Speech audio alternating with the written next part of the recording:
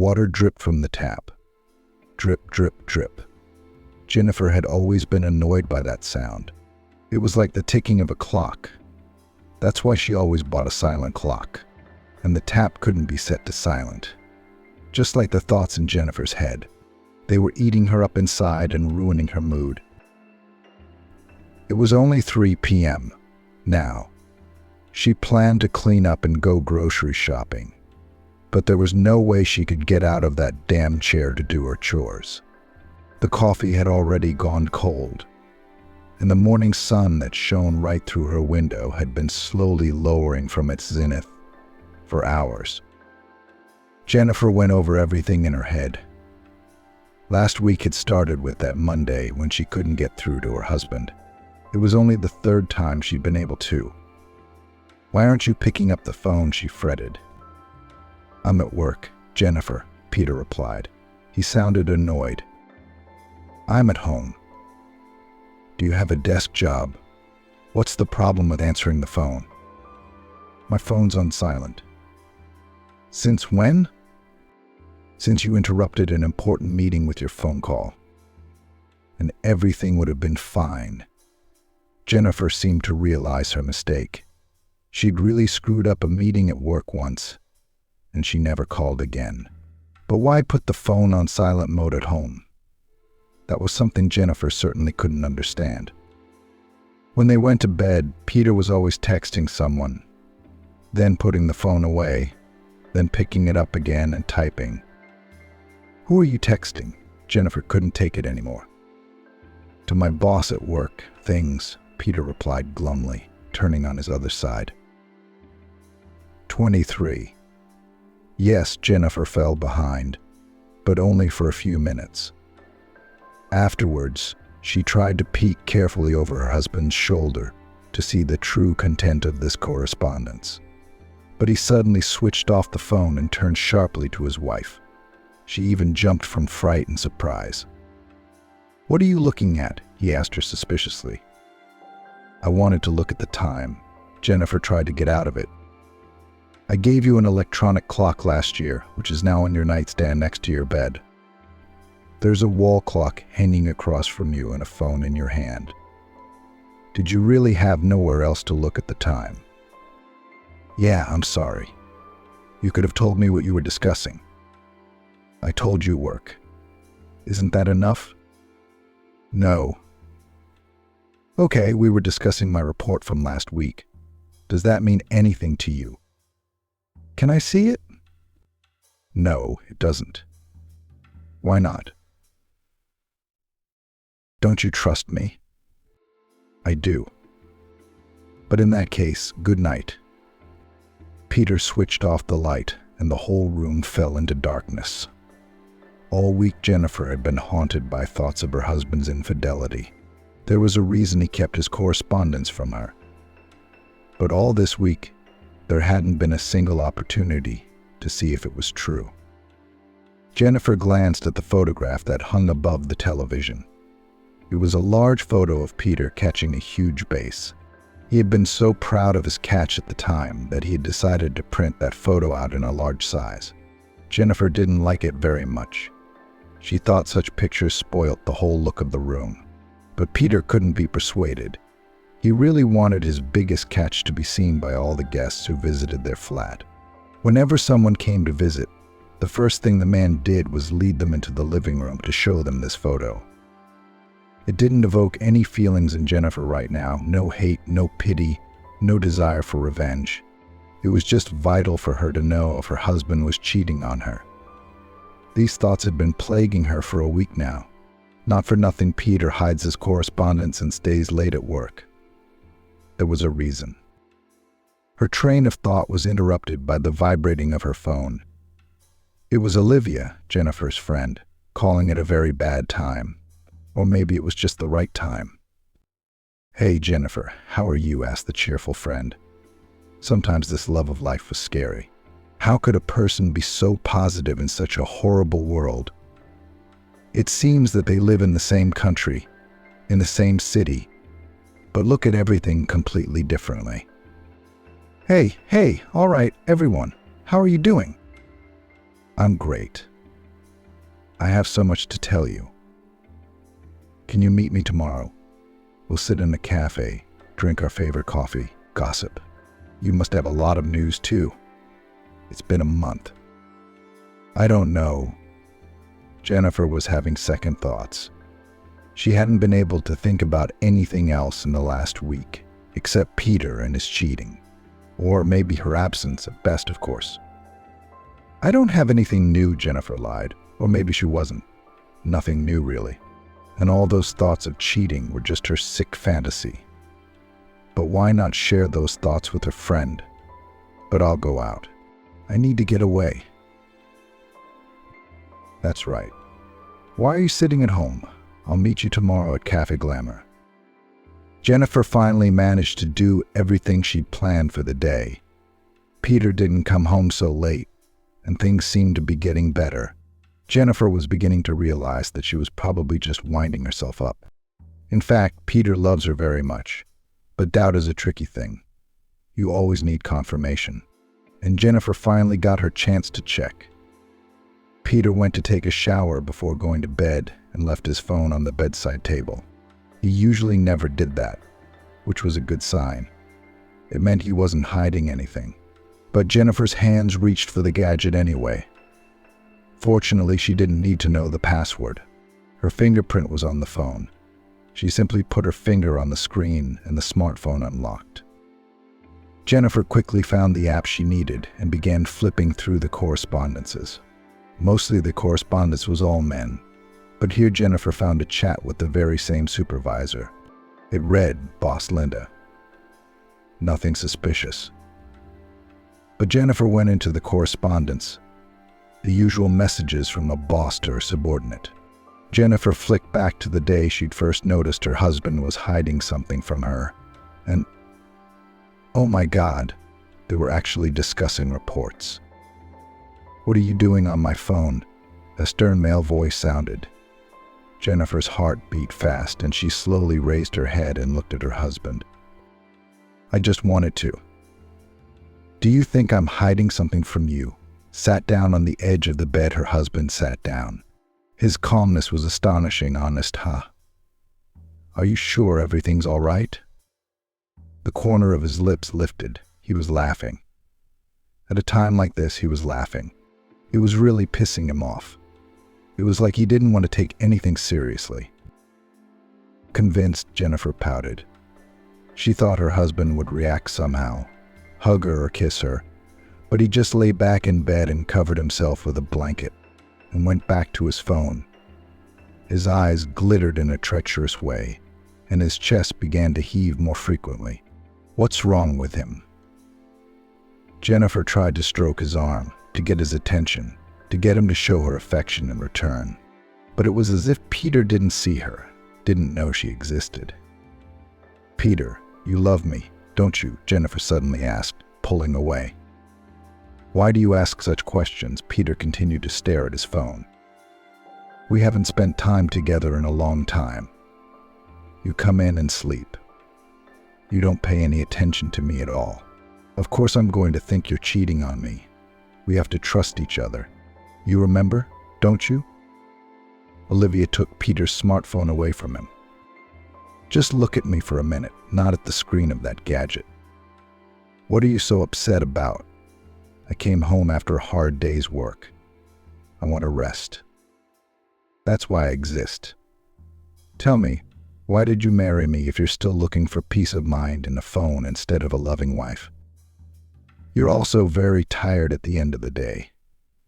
You don't really feel like talking to people when you've been socializing with them all day. But it's not like I haven't socialized with anyone today. Well, find a mate, wife. Well, get yourself a mate, wife. Then what's the point of our marriage if I'm spending time with my mates and not you? Good night. And he turned away again. He never liked to discuss serious things. Jennifer threw one last word and switched off the light. Peter didn't answer. Apparently he really didn't care. Maybe he had found someone on the side. There was just no proof of it yet, but he could feel the coldness in his gut. Women are always very intuitive. They're rarely wrong. Sometimes, of course, out of boredom, but you can't fool the heart. Women are different from men in that they think with their hearts, not their minds. And the heart often makes them do impulsive things. For example, the idea of getting married. Who in their right mind would want to commit themselves?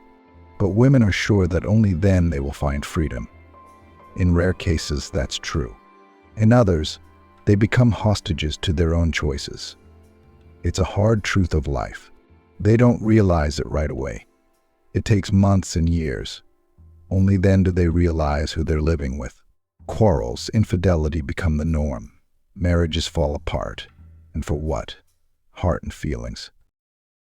Jennifer wanted to rip her heart out of her chest so she wouldn't feel this cold, this uncertainty.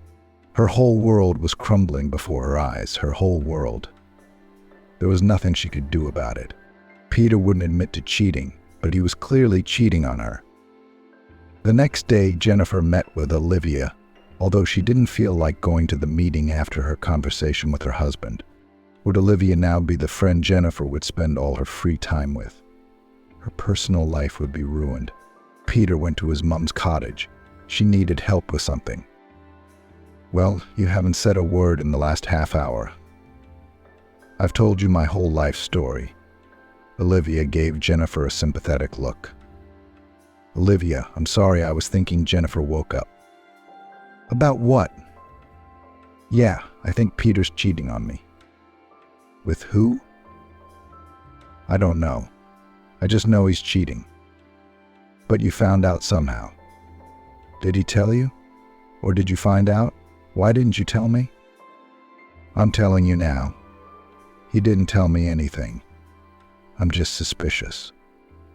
Olivia, he started coming home late, hiding his phone messages from me. He's become secretive. He barely talks to me at all. And today he went to his mom's, leaving me alone. But all these signs don't mean he's cheating on me. Maybe he's just burned out. You've lost that spark in your relationship. It happens. You don't have to be afraid of it or justify it as cheating. Have you talked to him about it? Yeah, he didn't react. He just went to bed. That's terrible, Olivia. He's lost feelings for me, and he's afraid to admit it. I think you're being dramatic. I'm sure it's not that bad. It's very bad. We haven't had a date in a year. What's there to talk about in bed? I really don't know what I'm going to do. I don't want to divorce him. I love him. You've only been married 3 years. Things will change. I'm sure it's just a phase, and something has to be done about it. I'm going crazy already. Try taking matters into your own hands or organize a romantic date. I'm sure he wouldn't say no to that. Or he'll find a reason to get out of it. I've done it before. The phone's ringing. I'm sorry I have to take this, Jennifer said and stepped aside. It was Peter. But it wasn't Peter's voice. It was a woman's voice. Jennifer, is that you? An elderly woman asked. Jennifer, of course, recognized the voice immediately, the voice of her mother-in-law. Yes, it's me, Mrs. Elizabeth. Has something happened to Peter? No, but he told you he'd gone to my place, didn't he? Yes, did he fix it for you? I didn't call him to fix things. He's helping me renovate. He's changing my woodwork, my furniture. Well, Mrs. Elizabeth, what's that got to do with me?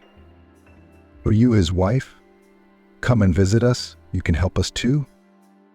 I'm sorry, of course, but I'm not going to become your personal slave. What are you talking about? The mother-in-law was indignant. There was a rustling sound and a man's voice on the other end of the wire. Peter took the phone from his mother. Hello, he said.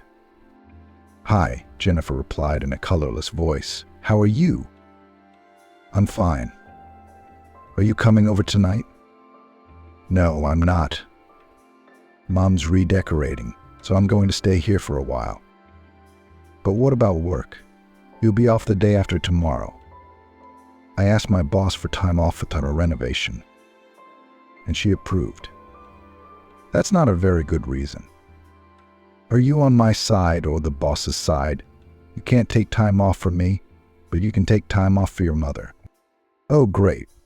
It's a double standard. What are you talking about? I told you I don't like it. We don't spend any time with each other. If you took time off for your mom, you could have taken time off for me. I need attention too. I'm your wife. You'll get that attention if you come to us. Come on, it's warm. The sun is shining. The grass is green. And bugs and mosquitoes and flies. I don't want this life. Why don't you like nature so much? I love nature, but I value comfort more. So you're not coming, then? And Jennifer would have been ready to come. She could have gone home, packed her bags, and left the second she did, if it weren't for the tone of voice with which Peter had spoken the question. He'd hoped that she would indeed say no, and she did, granted his wish. Doubts were growing, and trust was already dead. Jennifer always cleaned the flat when it was dirty, and also when Jennifer felt sad and wistful. Some people eat their problems.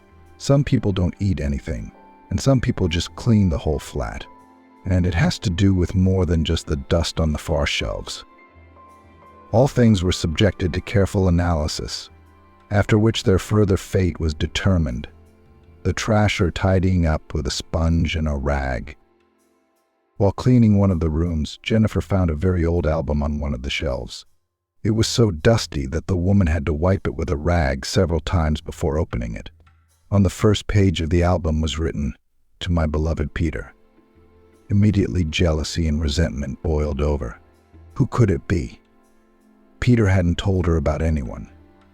But the woman calmed down as she turned the page. There were many pictures of Peter with some girl, but in all of them, he was still very young, about 20 years old at most. Sure, he'd had girlfriends at the time, but why did he keep this particular album? He himself said that when he was young, he had no shortage of girls. Then why is this girl so special? Peter never said anything about her. Maybe she's the one he's cheating with. And that thought was so lodged in Jennifer's head that now she couldn't think of anything but this girl. And she couldn't even write to her husband about it. What would he say if she went through his things without asking? And there's no evidence of adultery. Again, just speculation. Jennifer slept on the thought, and in the morning she came up with a simply insane, but so brilliant idea. Alex was Peter's best friend. They used to spend days and nights together. And when Peter got Jennifer, she started spending a lot of time with him. But things changed after that. Peter wouldn't take her to one meeting, then another. Eventually, he stopped taking her with him altogether. Jennifer was cut off from the world of girlfriends. Apart from Olivia, she had no one left. All she could do was stay home and cook. But she still had this Alex contact. "Hey Alex, are you busy today?" Jennifer got straight to the point. "Hi Jennifer, what's up?" Alex seemed confused. Was he sleepy? "Yeah, just woke up."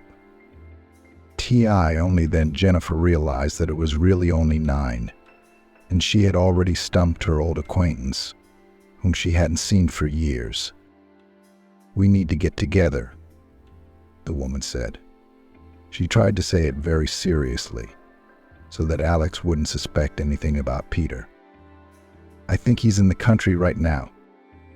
"With me, Alex. Only with me, yes." "What's going on?"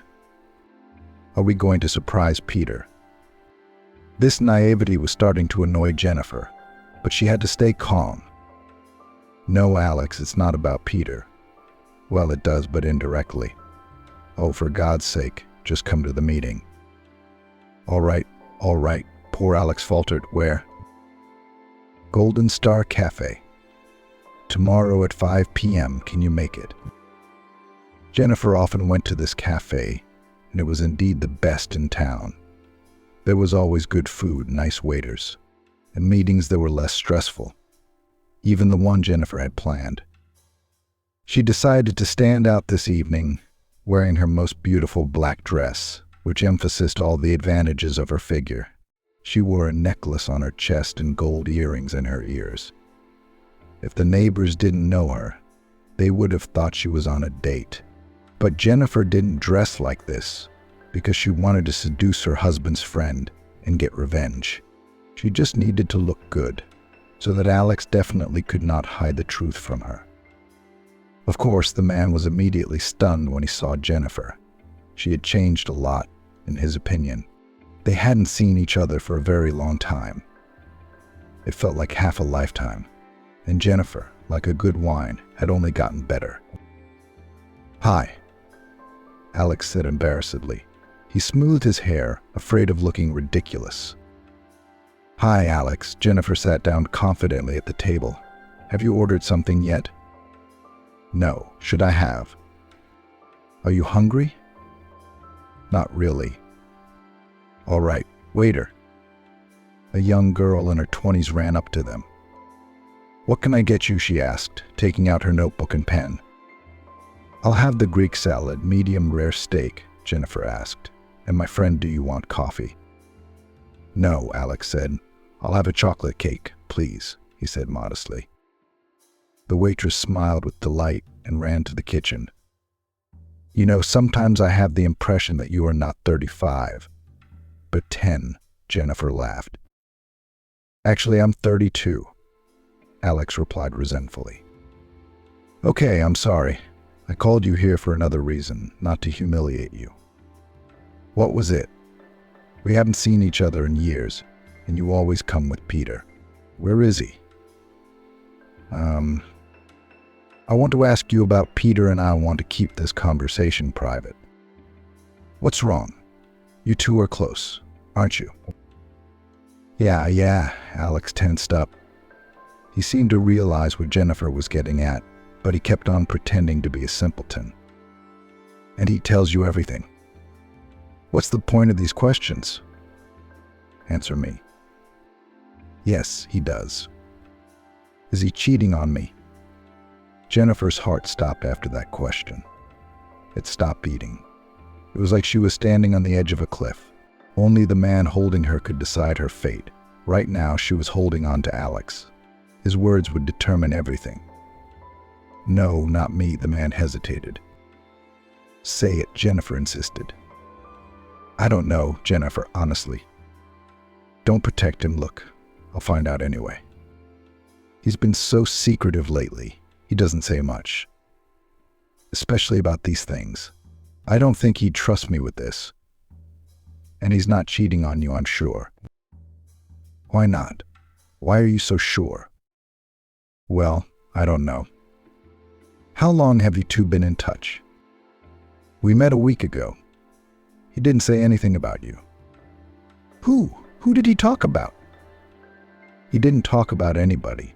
We were talking about fishing." "I thought you didn't like fishing." "No, I don't. But I had to listen to Peter. And then I told him about football. Anyway, it was just guy talk. Nothing special." "So you didn't talk about women. A man has so little time to just live. And you want us to talk about women who are with us all day long. You don't have a woman at all." "Exactly. What would I discuss with him?" "So you've come to the wrong place, Jennifer. Or do you just think I'm hiding something from you?" "I wouldn't. You're not only my friend's wife, you're my friend. You wouldn't betray your best friend if he trusted you with a secret like that, would you?" "Jennifer, I've known Peter for years. We've been friends since university. That man would never cheat on you." "You don't know him." "No, you don't know him. He's the most vulnerable man in the world. And if he liked someone else, he'd tell you right away, not hide and cheat on you. So he's changed. Why are you so keen to accuse him of cheating?" "I saw the pictures in his album. There was some girl in it. They looked happy." "Oh my God, was it a blonde?"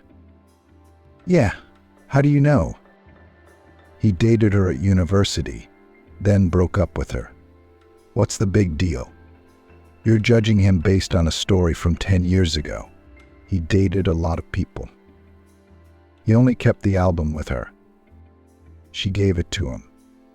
I told you, he's fragile. He can't throw away something that someone very close to him once gave him. He's sentimental. How could you not realize that after all these years of marriage? I haven't been married to him that long. In that time, you could have realized what kind of person he is. Or you don't communicate at all? Not lately.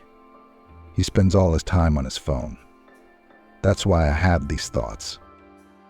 Now he's in the country, just go to him. Spend time in nature, what could be better? And feelings will flare up again. Try it. I hate the countryside. I mean, not dacha, but nature. It's got those awful bugs, worms. They'll probably ask me to do something in the garden. I'll die of a heart attack. Even the butterflies scare me. They're all so disgusting. Do you want to save the relationship or your psyche? Jennifer thought for a moment. But of course, the relationship. What kind of question is that? But to go to this horrible place to communicate with a person who clearly does not want it. So much fun. Maybe there are other options, Jennifer pleaded, looking at Alex with pleading eyes, she heard. No, there are no other options. You either go to him or your relationship is over. At that moment, Jennifer couldn't take it anymore. A wave of anger swept over her. She stood up abruptly from her chair and said, "You know nothing about our relationship." Then she threw several large notes on the table and gracefully left the restaurant, feeling the wary glances of the other guests. Back at home, Jennifer thought for a long time whether she should go to the damned cottage. Her husband clearly didn't want her to come, but her mother-in-law insisted. After Alex's words that their relationship would break down, it became even harder. Jennifer couldn't find a place to be. There were so many worries, Jennifer decided to call Olivia. Maybe her friend could find a way out again. After all, she could always save the worst situation. Olivia suggested going to the spa to take her mind off things a bit. Jennifer was fine with that. Maybe if she cleaned up her act, everything would be okay in her head. "Hello, we've been expecting you." The spa attendant said a nice hello. "Come into the massage room, Olivia, Jennifer." They entered the room and lay down on different couches that were close to each other. "Jen, how are you?" Her friend started the conversation, trying to get Jennifer to talk to her all the way here, but it wasn't working. "Terrible. I don't know what to do." Alex said to go to his place. "Why don't you want to go?" "I've already told you, it's not my thing. And Peter doesn't want me there." "Did he tell you that?" "No, but I could hear in his voice that it was more his mother's wish. I'm more and more convinced he's cheating on me. You should have heard his cold voice. I feel like I'm in an ice palace. I don't want to see that same cold, indifferent face. You just stopped spending time together. That's why you feel cold. You're drifting apart. You can't do that." "We're not drifting apart, he's drifting apart. I've tried everything I can to avoid it, but he doesn't care. He's gone to his summer house. He's renovating, you see. Who's going to think about his wife if we have nothing? We live together, but we have nothing in common, not even children. A lot of women my age are having their third child. Look at me. I don't even have a boyfriend," Olivia smiled. "You're you. You've always needed your freedom. I respect that. But I'm a different person, you know. A family man. I want love, affection, children. I'm tired of living alone while he's off somewhere. Whether it's work or the cottage, I don't care. I still strongly recommend that you go to that dacha. You don't love nature, but it loves you. And it'll fix your nerves. You have no idea how wonderful it is to have a country house. You go out late at night, and it's quiet, and only grasshoppers chirping. Isn't that happiness? My happiness should be with my husband. Then go to him." "Are you sure?" I'm going to make you do it. Jennifer, stop making excuses. If you want happiness, fight for it. Don't just sit around waiting for a miracle. You're right. I'll go. That evening, Jennifer packed her bags and called her mother-in-law. "Are you coming?" Mrs. Elizabeth asked excitedly. "Well, thank goodness. I've missed you already. Come.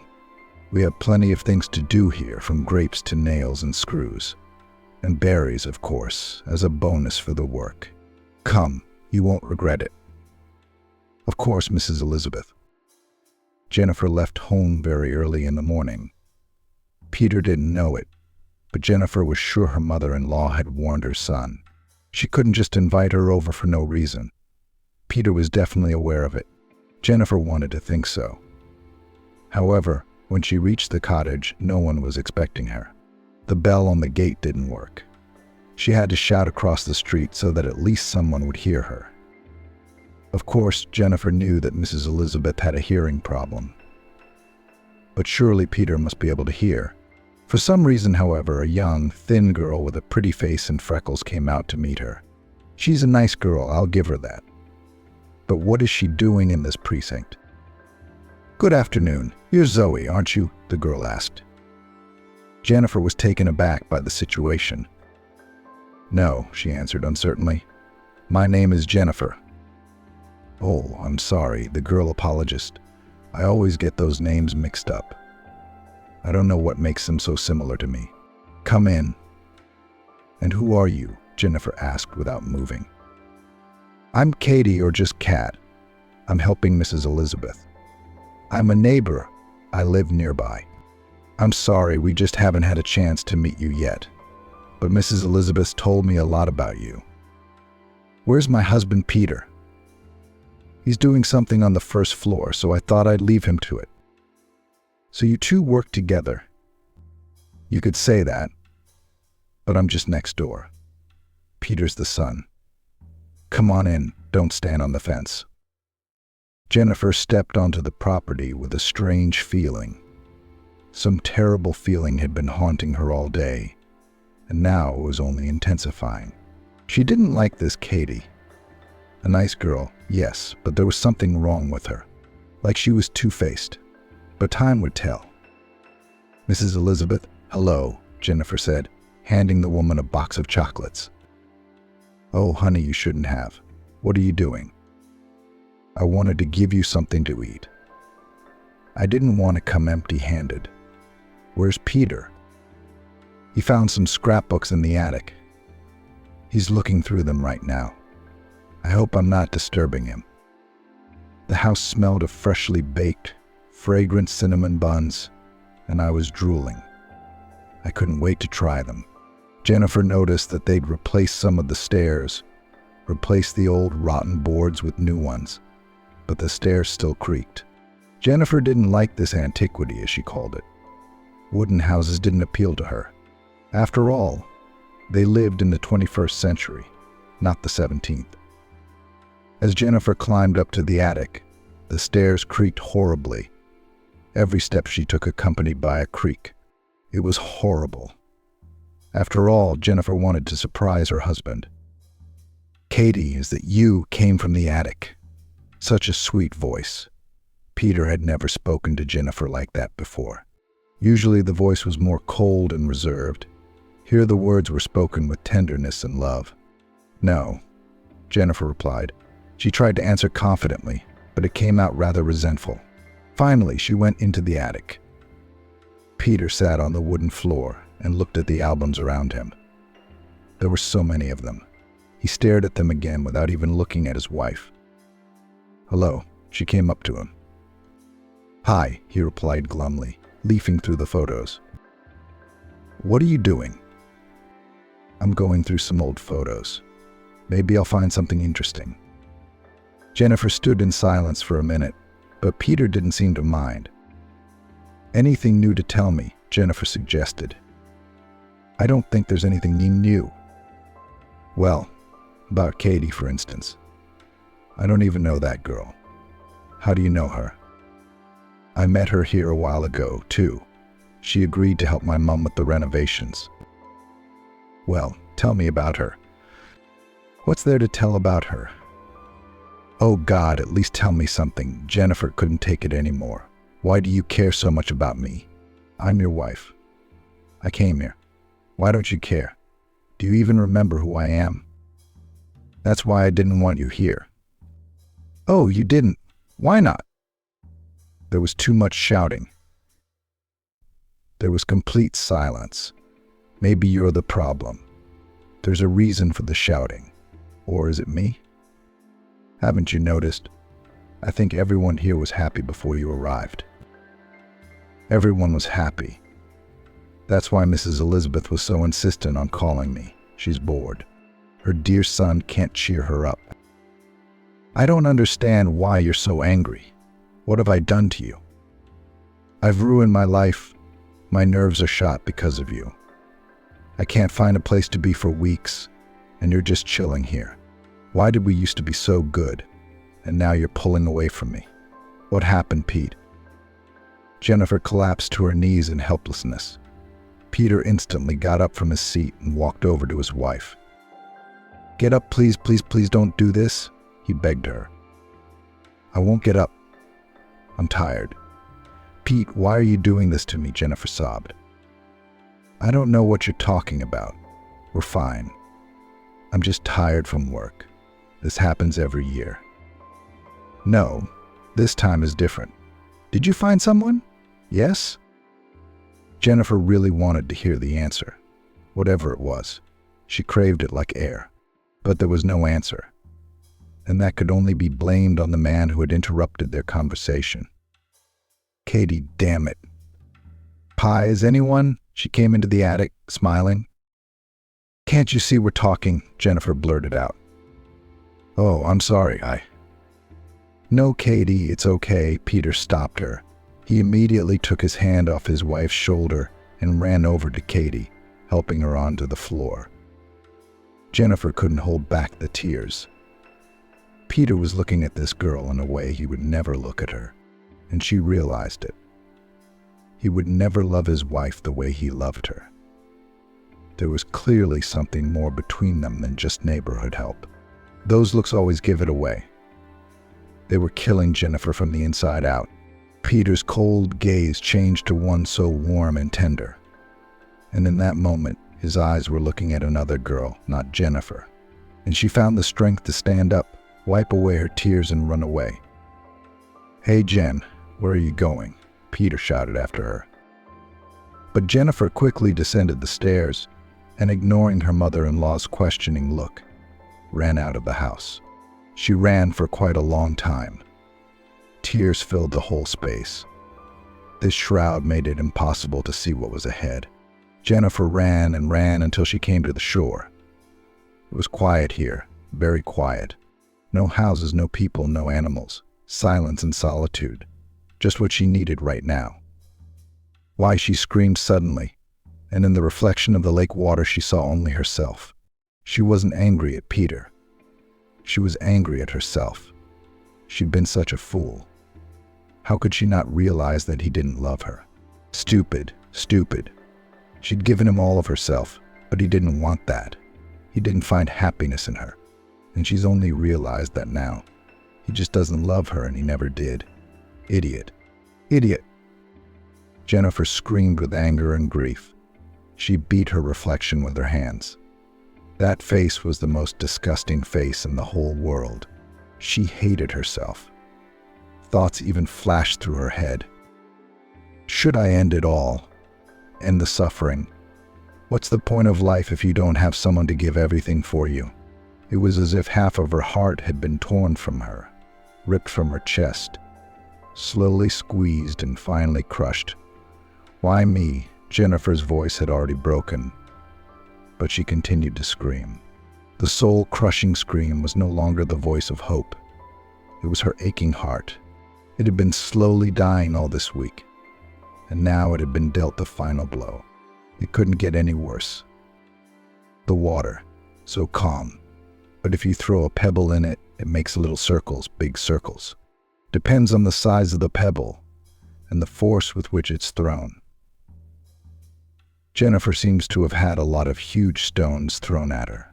Today it was a boulder, and it was thrown as hard as if it was meant to kill. "Are you there?" A man's voice suddenly came from behind her. The voice of a man who was not her husband. It already belonged to another girl. "As you can see," Jennifer replied in a hoarse voice, throwing rocks into the water. All the cobble she had already thrown away. There were very small ones left, almost rubble. Peter sat down next to her. He lit a cigarette and took a deep drag. "Are you all right?" Peter asked. I wanted to punch him in the face. How could he ask such trivial questions after everything that had happened? When he hadn't seen anything, he wasn't the one who'd been going through this storm of emotions. He wasn't the one who spent an hour suffering and wanting to kill himself. He's doing fine. "What do you think?" Jennifer said. "I don't think so." Peter took another puff. "Can I ask you a question?" Jennifer asked.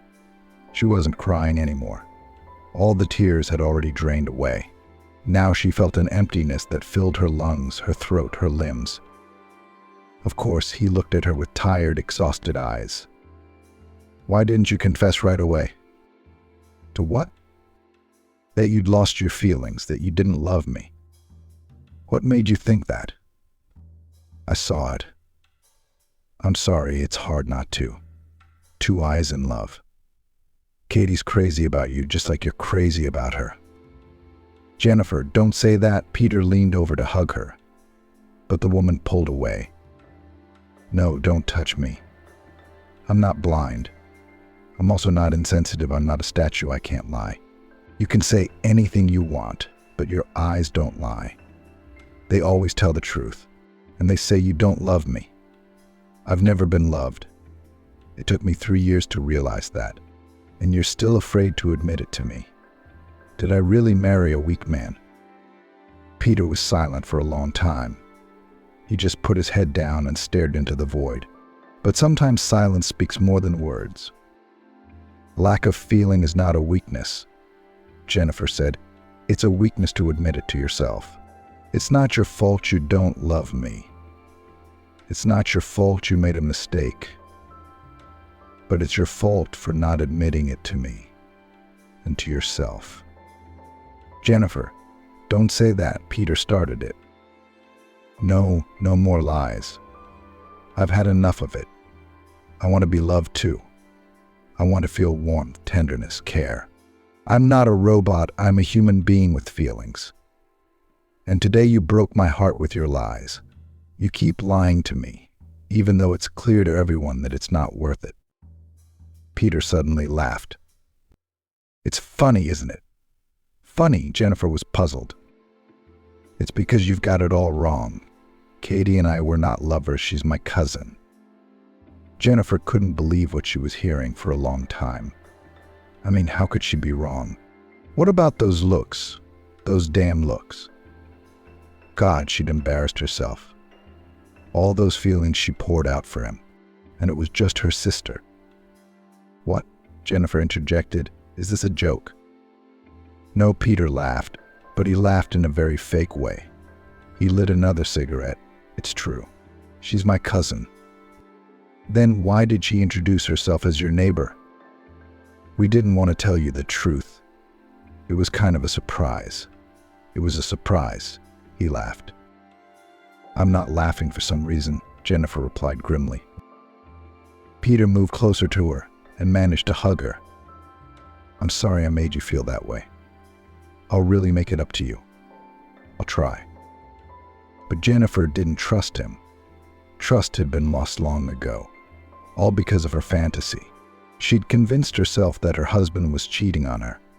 She'd invented the looks and the innuendos, and as a result, she was now sitting in an awkward position by the lake after a violent tantrum. But what's wrong with her? "Tomorrow we plan to go mushrooming in the woods," Peter said at dinner. "Jennifer, are you coming with us?" "Who's with us?" Jennifer asked. "Well, I wanted to go with Katie. We love picking mushrooms." "No, I'm sorry, mushrooms aren't my thing." "Why don't you come berry picking with me?" Mrs. Elizabeth suggested it. "Berries? Jennifer thought of insects and those nasty worms, spiders and bees in the ground. Oh no, not for her. You know, I don't think I should do anything yet. I think I'm sick, Jennifer replied. And it was like nobody cared. No one reacted. No one asked what it was that hurt like people usually did. They just stayed silent over the fish and chips. Jennifer actually wanted to leave, but at the same time she wanted to see what would happen next, where this little adventure would take her. When Katie and Peter had packed for the woods, they dug through the house, looking for suitable clothes, and when he tightened her jacket, you should have seen the way he'd tightened it, the way he'd looked at her. No, how could they be relatives? It just wasn't believable. Jennifer really hoped her husband wasn't lying to her. After all, she simply wouldn't survive another betrayal. Finally, they left. Mrs. Elizabeth went to the vegetable garden. Jennifer was alone again. Yes, they would all be back. But then she'd have time to wind herself up, time to think of something. She wanted to see if it was really his sister. But how do you find information? There's nothing anywhere. They're unknown artists. Nobody knows about them. But Peter couldn't pretend. Why would he do that? He could have let her go. He could have admitted he didn't really love her. But he didn't, which meant there was still a chance. And there is. Peter wouldn't play that game now. It's not his style. That's what Alex said. Peter's sentimental and very vulnerable. He would never betray, confess, but he wouldn't. And Jennifer kept repeating that to herself, trying to indoctrinate herself, and she even succeeded. But how do you trust the man who almost broke her heart again? How do you trust him with your heart that just yesterday was shattering in pain? Jennifer didn't know the answers to these questions. However, she did know one thing. She loved him, and her heart belonged, and would only belong to him, her Peter. Mrs. Elizabeth was back by noon, and Katie and Peter walked around until the evening. Jennifer had never seen so much emotion on Peter's face. He was so impressed with this hike in the woods. He even talked excitedly about how the mosquitoes were drinking blood from his body. And Jennifer would have continued to listen to this fascinating story if she hadn't been interrupted by a call from Olivia. "Jennifer, where are you now?" Olivia asked in a tired voice. "I'm at the cottage." "What? Can you come over? I can't make it." "What happened?" "Yeah, I've got kids piled on top of me. They told me to babysit them tomorrow. I can't do it alone. I'd either die of boredom or the kids' hyperactivity. Please come over." Jennifer had been waiting for a reason to leave, and it had finally come. Deep down, she was grateful to Olivia for calling her on such an urgent matter. Peter, of course, tried to play the indignant and even resentful husband. But as soon as he saw Katie, all anger evaporated. His sister is such a good influence on him. If it was his sister, of course, there were still doubts about that. "So what should we do, stepping over the threshold of Olivia's flat?" Jennifer asked. "Honey, the kids are playing in their room, and we just have to make sure they don't hurt each other. And you're going to tell me all about what happened at the cottage. Did you and Peter make up?" They sat down on the sofa, and only then Jennifer decided to reveal all the cards. "Well, nothing's been cleared up. I'm just more confused." "What do you mean?" "I thought he was cheating on me with my neighbor because he was looking at her like he couldn't take his eyes off her. But it ended up being his cousin," he told me. "What do you mean?" "I can't believe him. I have an instinct for lying. And when he lies, I know it. But I'm confused. Maybe I'm just being crazy. And it's his sister. I'm terribly ashamed of my behavior in front of him. If I was wrong, it's terribly embarrassing. Look, sisters and mistresses are usually different, and they're treated differently. I don't know. Katie, she's a very young girl. I didn't notice any similarities between them, but their way of talking is pretty much the same, at least when they're together. And you're sure it's a sister?" I'm telling you no. But I have no reason not to trust Peter. What man in his right mind would lie about something like that is better to confess. Peter's not stupid. He'd confess to me if he really wanted to. And if he says it's his sister, it's his sister.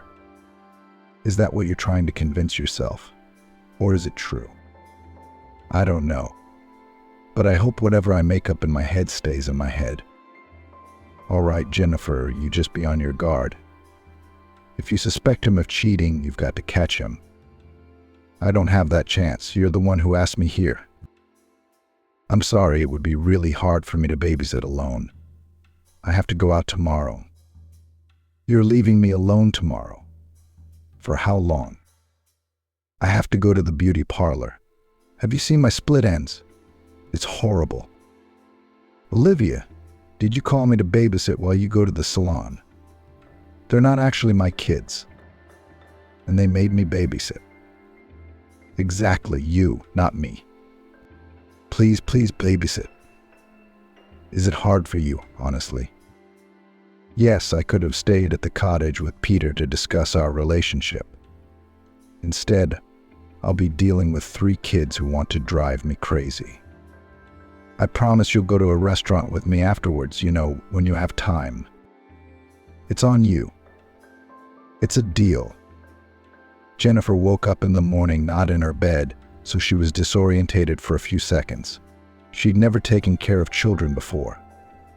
But this morning she liked it. Jennifer always thought they were cranky and whiny while they ate breakfast. But no, they woke up sleepy and wandered into the kitchen to ask for breakfast. Jennifer made them some delicious scrambled eggs and bacon. She was just finishing cooking when suddenly she saw a message on her phone from an unfamiliar number. Hi, you don't know me, but we need to meet and talk. Jennifer was very wary, almost dropping the scrambled eggs from her hands. She tried to run that number through the database she had. It was indeed an unfamiliar one. Who could it be? Jennifer decided not to be ceremonious and wrote back. Who are you? Meet me, you'll understand. Why should I go to meet a stranger? Because it's about a mutual acquaintance of ours. Who? I'll tell you when you get there. Tonight at 5 p.m. in St. Nicholas Square. Jennifer thought about it. On the one hand, going to meet a stranger was a crazy idea. On the other hand, this stranger could tell her something she didn't know. But what person in their right mind would propose a meeting to a stranger like that? Or were they acquaintances after all? Jennifer glanced at the children. Leaving them alone wasn't an option. But Olivia had promised to be here before 3 p.m. She just had to come up with an excuse to run off to the meeting. Olivia returned at exactly 3. She was nicely styled and freshly manicured. Sure you're not going on a date, Jennifer joked. How did you know that all of a sudden? Olivia asked in all seriousness. Jennifer looked at her with an incredulous, suspicious look. If her friend was now ruining all her plans with her date, that would be the end of it. Olivia, don't tell me you're going. But John invited me. Remember I told you about him at the last meeting? Of course, Jennifer didn't remember anything. She didn't remember much from that meeting. Olivia had mostly talked about the wonderful massages they were getting and asked about Peter. And she may have mentioned John, but only in passing. And you're leaving now? Jennifer couldn't take it anymore. She was starting to panic. She was really looking forward to meeting this mysterious stranger. No. In 2 hours we have a date. At 6 I have to leave. What do you mean you have to leave? No. You need to babysit, Jennifer. And they're not my kids. I babysat because you needed company. And in the end, it turns out you just needed a babysitter. Jennifer, please don't go. It's a date. It's very important to me. So invite him to your house where the kids are. Where have you ever seen a guy go to a girl's house on a first date with a bunch of kids? He'll think I'm their mother. You've got a tongue, you'll explain it to him. Jennifer headed for the exit, but Olivia wouldn't calm down. Jennifer, please don't act like a traitor. Where are you going? What's wrong? I promised you babysitting in the morning, even though we didn't agree to it yesterday. I made an exception because I thought you needed a rest. You ended up just taking advantage of my kindness. You kept your date with John a secret. I didn't expect that from you. Jennifer, don't be mad. I really have to go. Where? Where are you going in such a hurry? I have business to attend to. You had no business yesterday. Spit it out, mate. I'm going to meet a friend. Jennifer sighed heavily. She couldn't tell her friend the truth, or it would take another 2 hours. Olivia would start to talk her out of going to such a risky meeting. But in the end, it would be just the two of them, and Jennifer wanted to make it quick. Maybe this meeting wouldn't even make sense. What if it was her former classmate's idea of a joke, or something else like that? Jennifer still hadn't taken the message from the anonymous friend seriously. What friend? Alex again. Yeah, we should talk to Alex. Her friend had given her a good way out of it. I didn't even have to think about it. This is working out so well. With difficulty, Olivia let Jennifer go, staying at home. Of course, Olivia was very upset. She had worked so hard on the image, and now the date would have to be canceled. Jennifer didn't want to do that to her. She was very embarrassed. Olivia might have just found her man, and their first meeting couldn't happen. But what else could Jennifer do? A burning interest gripped her as Jennifer approached the square. The tension in her chest only grew. With each step, the woman felt as if she were being restrained by invisible chains. It was getting harder and harder to walk. Interest was replaced by anxiety, but her legs were already carrying her. Many thoughts arose in her mind. Should she leave? Why all this? What if this was a mistake? There weren't many people in the square. Although it was a warm evening, all the people were returning from work, and of course, hurrying home to their loved ones. Jennifer had also, once upon a time, returned home knowing that someone was waiting for her there. But now she didn't want to return to those empty walls, soaked in loneliness. Jennifer sat down by the fountain. It was still glowing in the evening, making it feel like a real fairy tale. Jennifer saw no one suspicious in the square. Half an hour passed, an hour, no one. Then Jennifer texted the anonymous man. "Where are you?" Jennifer asked. "Turn your head to the right." Jennifer did so without a second thought and flinched as soon as she saw the man who looked more like death. The stranger was completely covered in a cloak or hijab. Jennifer didn't really discern. His entire face was covered by a veil, but really real death was missing the scythe. "Jennifer," a woman's voice asked from under that cloak. "Yes, it's me," the woman replied uncertainly. "Did you write to me?" "Yes." Do you still want to know why you're here?" "Yes, otherwise I wouldn't have come here." "Go ahead. But first I'd like to see your face." "You will. I wanted to talk to you about your husband, Peter." "What's wrong with him?" Jennifer panicked. She thought he was being held hostage to extort money from her. That's what happens in films. Except this is life. The rules are a little different here. No intrigue, no investigations, just disappointment. "He's just fine," the stranger replied. "Are you sure you want to hear the truth?" "What do you mean?" Your husband is cheating on you." Jennifer's heart seemed to stop, or had she simply forgotten how to breathe? It was as if the words were spoken from outer space, not here. She only got the end of it. Treason. And even worse, a lie. In a split second, Jennifer knew what the conversation was about. She knew that feeling when a lump came to her throat. So she continued to listen, even though she wasn't going to speak. At one point, she pulled her veil away from her face, and Jennifer saw a familiar face. So sweet, so girlish.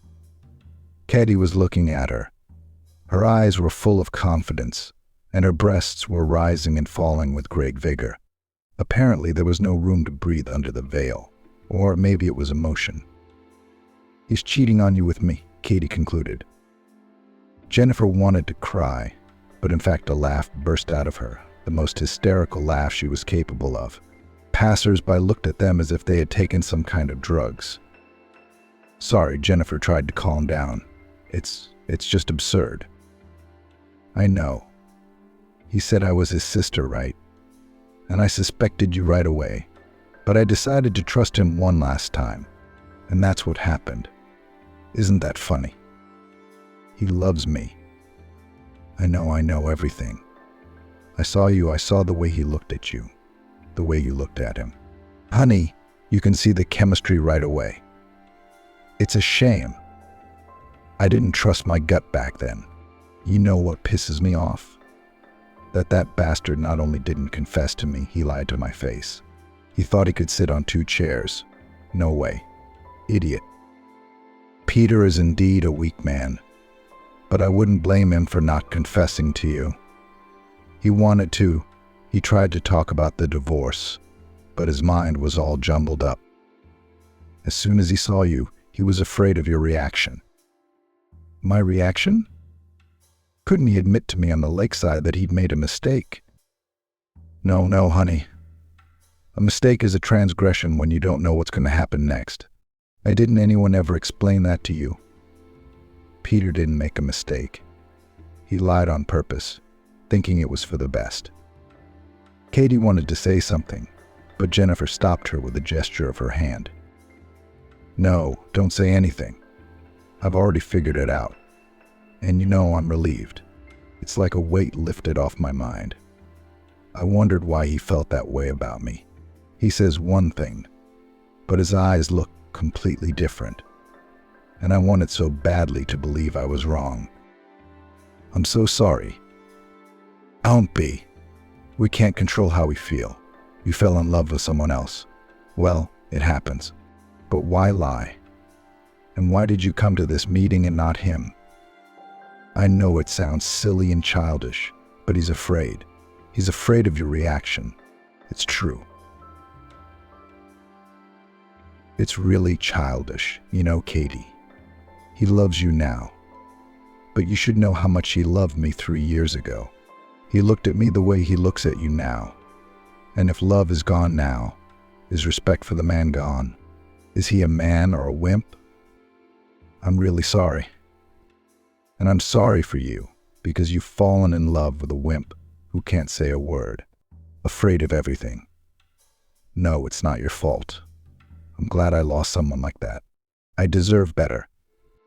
Jennifer straightened his shoulders proudly and said, "I'm filing for divorce tomorrow. We have no children, so there will be no trial. The flat stays with me. You can have the rest. I don't want anything more to do with you. Goodbye, Katie. And tell Peter he's a complete idiot." As if Jennifer understood, the weather that day brought heavy rain. But the woman didn't want to cry. Rather, she felt the thunder rumbling inside her, and each lightning strike electrocuted her heart. It was a sad end, but was it? Certainly not for her. They divorced exactly 1 month after that conversation. Peter made attempts to talk to Jennifer, but she always referred to things she didn't really have to do. She just didn't want to see the coward. He'd said everything the day he deceived her. His most despicable act, for which Jennifer would never forgive him. Jennifer only kept in contact with Katie, with whom she had developed a rather warm relationship. Despite the fact that it was she who stole her husband from her, Peter finally moved out of the flat in the village to his mother, where Katie owned a house. Jennifer, on the other hand, was left completely alone. But how's life after divorce? Do you want a man? Admit it, Olivia teased Jennifer as they walked through the center. Oh, don't be silly. I've been working on my self-improvement. Jennifer enrolled in an art class. She decided to learn how to create real paintings because it always calmed her down. Oh, wait, Jason's calling me, her friend interrupted her, staring at the phone. She said a few words to him, and at the end she added that she loved him. Jennifer looked at her with incomprehension. They hadn't spoken in a long time, hadn't told each other their plans. Jennifer was preoccupied with the divorce, withdrawn into her own thoughts. "Who's that?" Jennifer exclaimed in surprise. "It was Jason." "How come, mate?"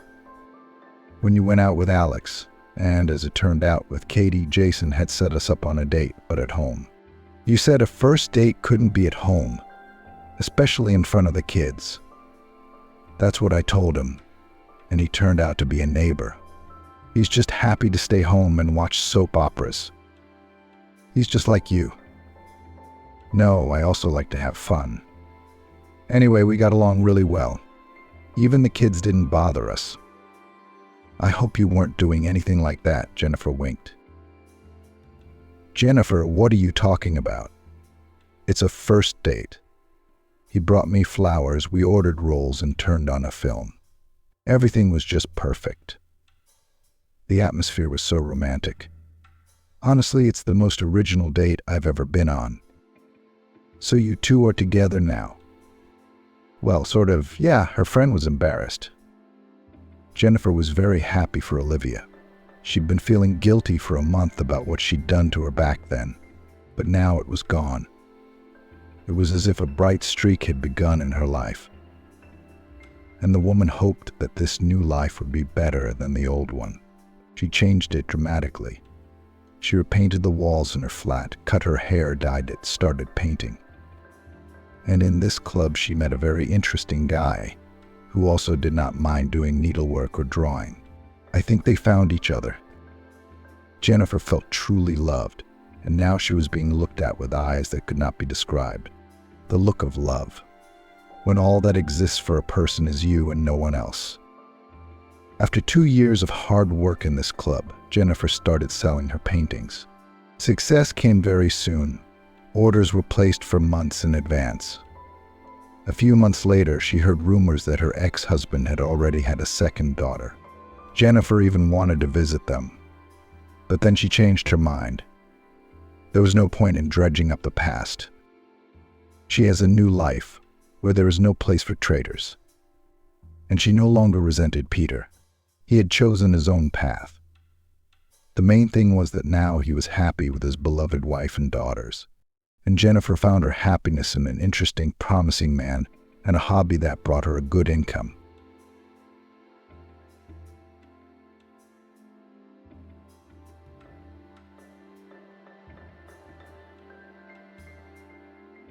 How could you think of an old woman having a baby? Ashley, a blonde girl of 13, stood on the porch of the school and watched as her friend Emily, who was in the same class as her, talked to her older brother. Ashley dreamed now of being in her classmate's shoes and having a conversation with the guy. The girl had fallen in love with her friend's brother Jason last year, and she didn't even realize how it happened. Ashley just woke up one day with thoughts of this teenager, and after that she thought about the guy all the time. As soon as the girl realized that she had fallen in love, she started giving signs of attention to the high schooler. She planted unsigned love notes, but soon she, as a secret admirer, was exposed, and ridicule from Jason's buddy followed. Ashley felt strongly about it at the time. However, her mother Mary, who knew about her daughter's crush, told her to keep her mind off the guy.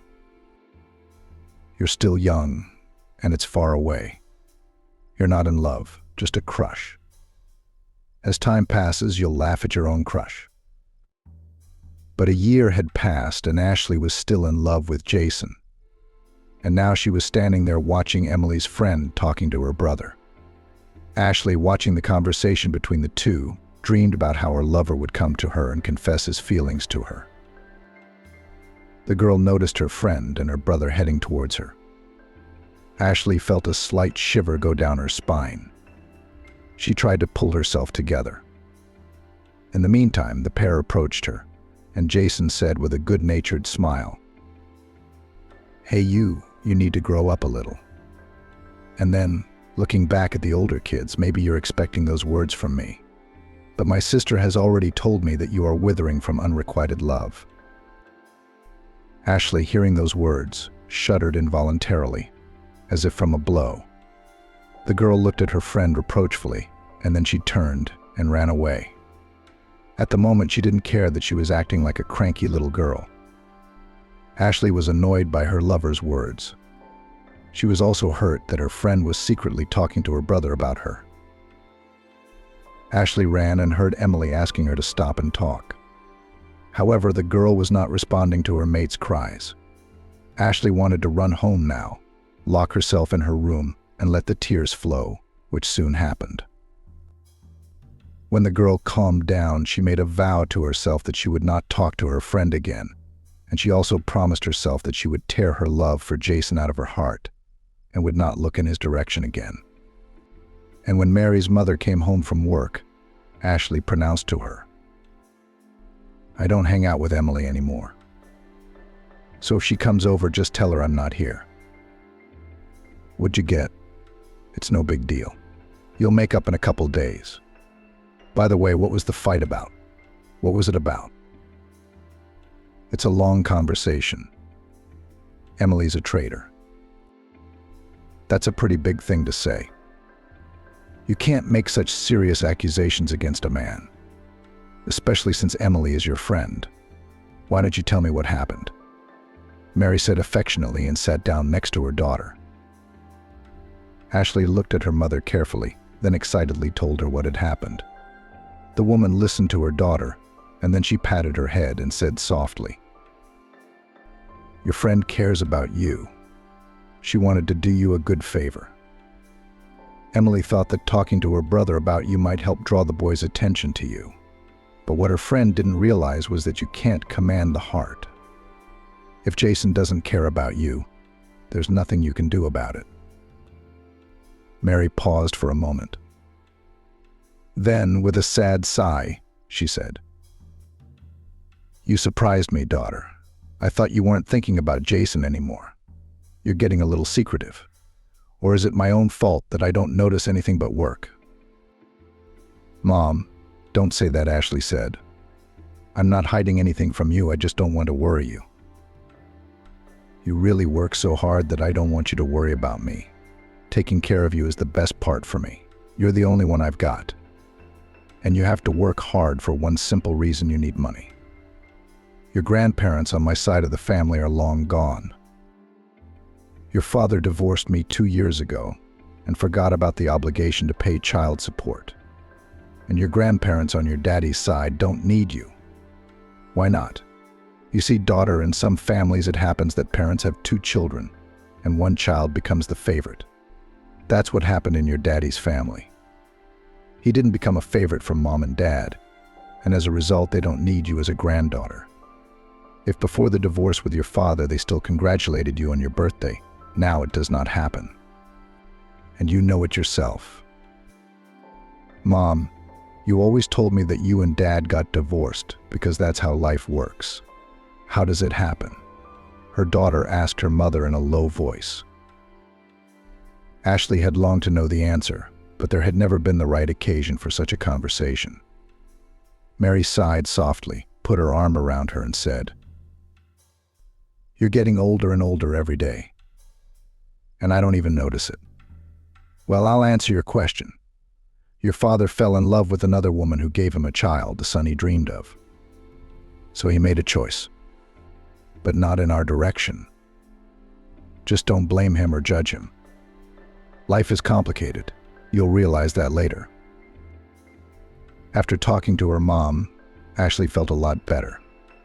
She even took her mind off the fact that she was upset with her friend.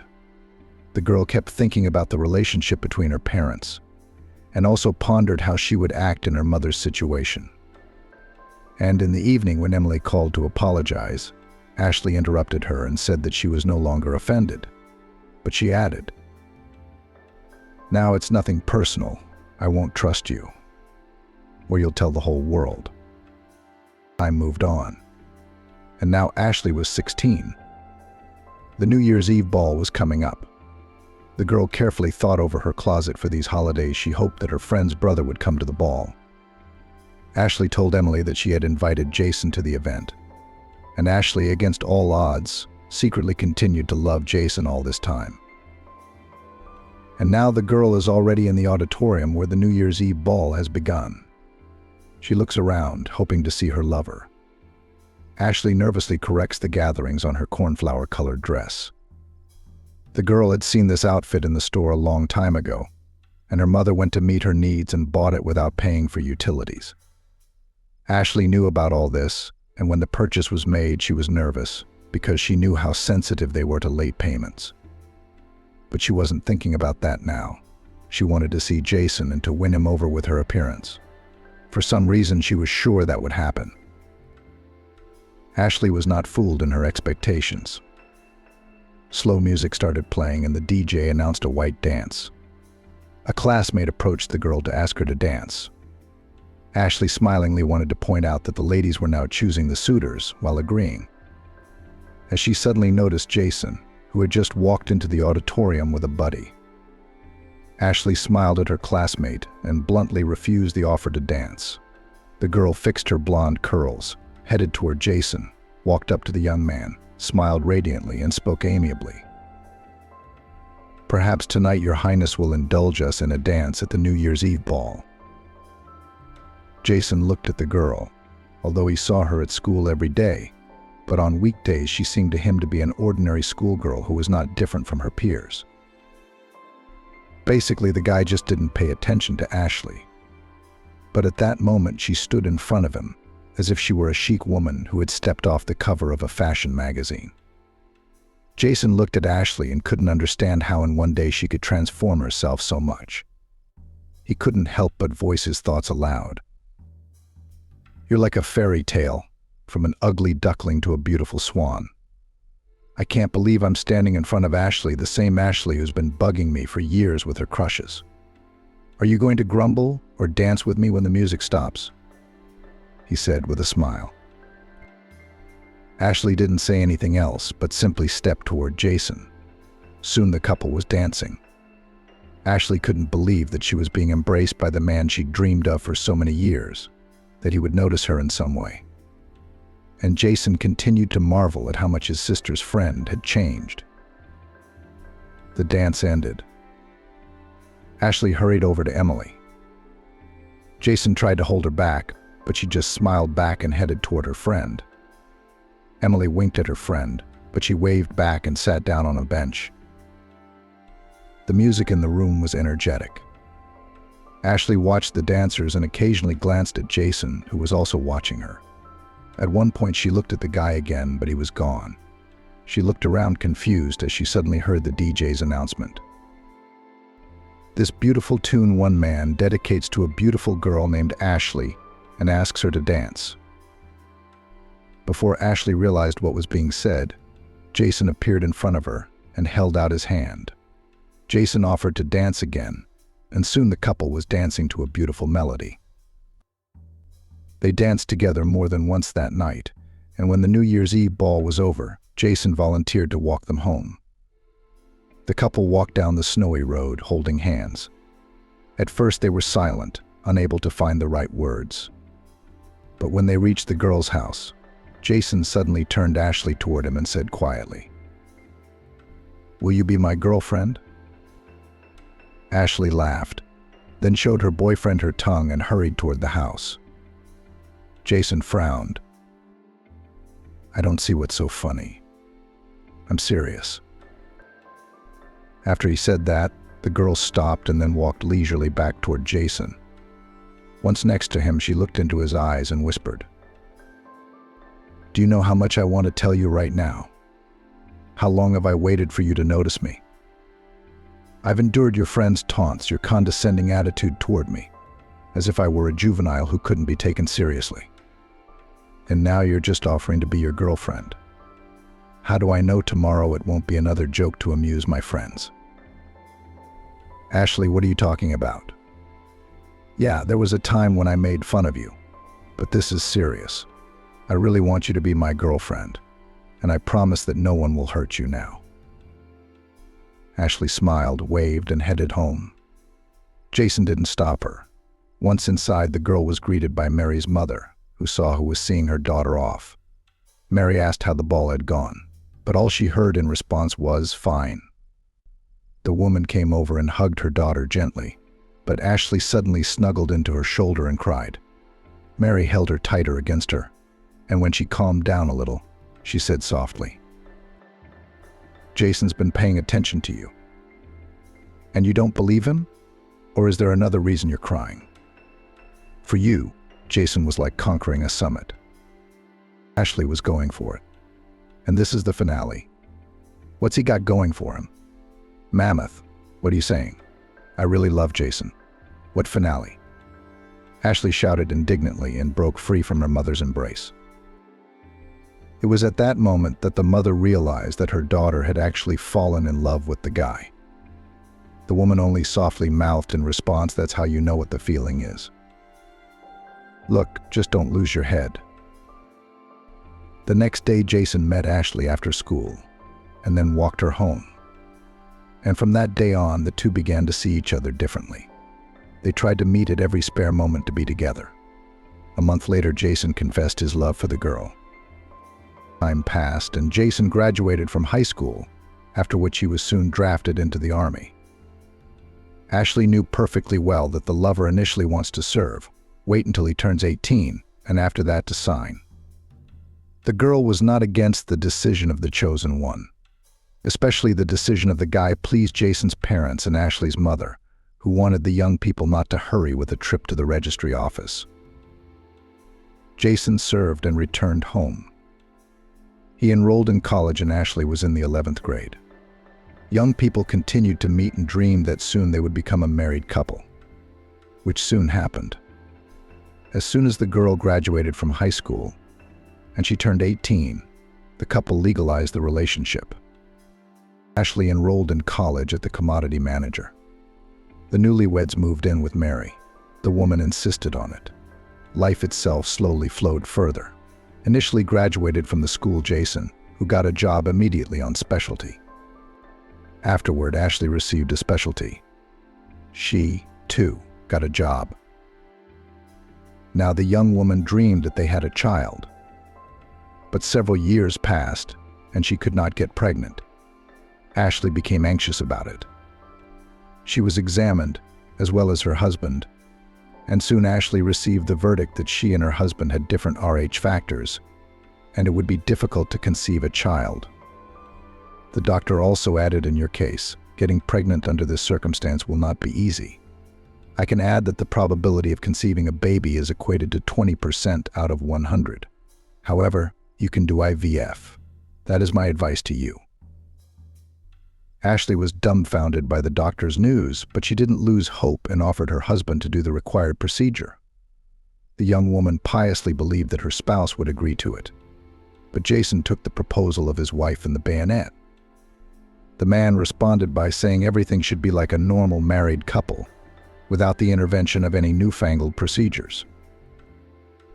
Ashley had a hard time with her spouse's answer, but she didn't want to contradict it. She still hoped that the doctors might have made a mistake. The young woman had even enrolled in medical school by correspondence. Ashley now wanted to become a midwife to figure out for herself why she could not get pregnant from her loved one.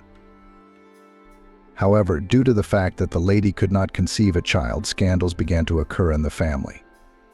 Jason, if initially veiledly accused his wife that she could not have children, then soon began to openly accuse the chosen one that she was empty. All the excuses of Ashley, who said that she could not get pregnant not only because of her fault, were reduced to zero. Jason blamed only his wife. Soon the man began to stay late at work. Ashley was worried, nervous. She did not want to lose her favorite person.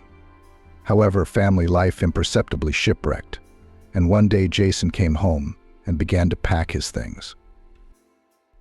Ashley watched her husband in silence at first, and then she mumbled, "What are you doing?" "Can't you see? I'm leaving you. I have a woman. I'm sorry, she's expecting a baby. You have to realize we're not right for each other. It happens. I'm sorry. But we've only been together 4 years. Other couples have been together for decades and they don't have kids. And then a baby is born. Maybe you're right. But there's one thing. There's another woman expecting a baby from me, and she doesn't have to wait 10 years to get pregnant. Ashley and Jason should get a divorce, as each of them would be better off with a separate life. I'm sorry, but I have to explain to you the simple truth when you yourself understand everything perfectly well, the woman replied quietly, realizing that it was pointless to hold her husband back. He had made up his mind. Ashley looked sadly at her spouse after these words and left the house. She didn't want to see the man she loved packing his things to leave for good, which soon happened. A month passed after Jason left his wife. During that time, he came to Ashley's house only once to pick up the rest of his belongings and to tell her that he had filed for divorce. Ashley took it calmly, realizing that nothing could be changed. She only wished her ex-husband a happy farewell. Time passed. 3 years passed after the divorce. During this time, Ashley graduated from medical school, got a job in a hospital. Personal life of a young woman did not add up, although representatives of the stronger sex tried to look after her. However, Ashley was indifferent to the attention of men. Her mother was worried about this and repeatedly said, "Daughter, you can't do this. You do not think about your personal life. So many years have passed after the divorce, and you do not even want to accept the courtship of a decent man. I'm talking about Max, who lives across the street. He's been trying to get your attention for months. And you're not paying attention, Mom, you're not paying attention. Can we not start your favorite topic about my personal life?" Ashley said irritably and looked at her mother reproachfully. Mary shook her head sadly in response. A little over a month after her conversation with her mother, Ashley was coming home after work. She wondered if she really should accept her neighbor's advances. The woman went over the merits of her beau in her mind. Ashley was so engrossed in her thoughts that she didn't immediately hear the question. She looked at the brunette and said softly, "Yes, did you say something?" "I asked you where Takaya Street 63 was. You're going the wrong way. You need to turn left, and then a few houses later, another left." After that, Ashley was interrupted by a laughing stranger. "I've never been sent this far in my life. Why don't you have some time and draw me a route on a piece of paper?" "I'd rather walk you than draw it," Ashley said with a smile. "Can I really expect such a beautiful woman to be my guide? This is my lucky day, and I have good luck in all things," exclaimed the stranger cheerfully. Ashley didn't answer, turned the other way and walked away. The man followed her, telling her why he was in this town. From the story of the new acquaintance, who introduced himself as Alex, Ashley learned that he came here for construction, rented a place on an ad, and earned a little money. Ashley also learned that Alex was married when he was 30 years old, but the family life did not work out, and he and his wife separated by mutual consent. Hearing about the divorce, Ashley involuntarily remembered the breakup with her ex-husband. She thought that she had no relationship left with Jason after the divorce.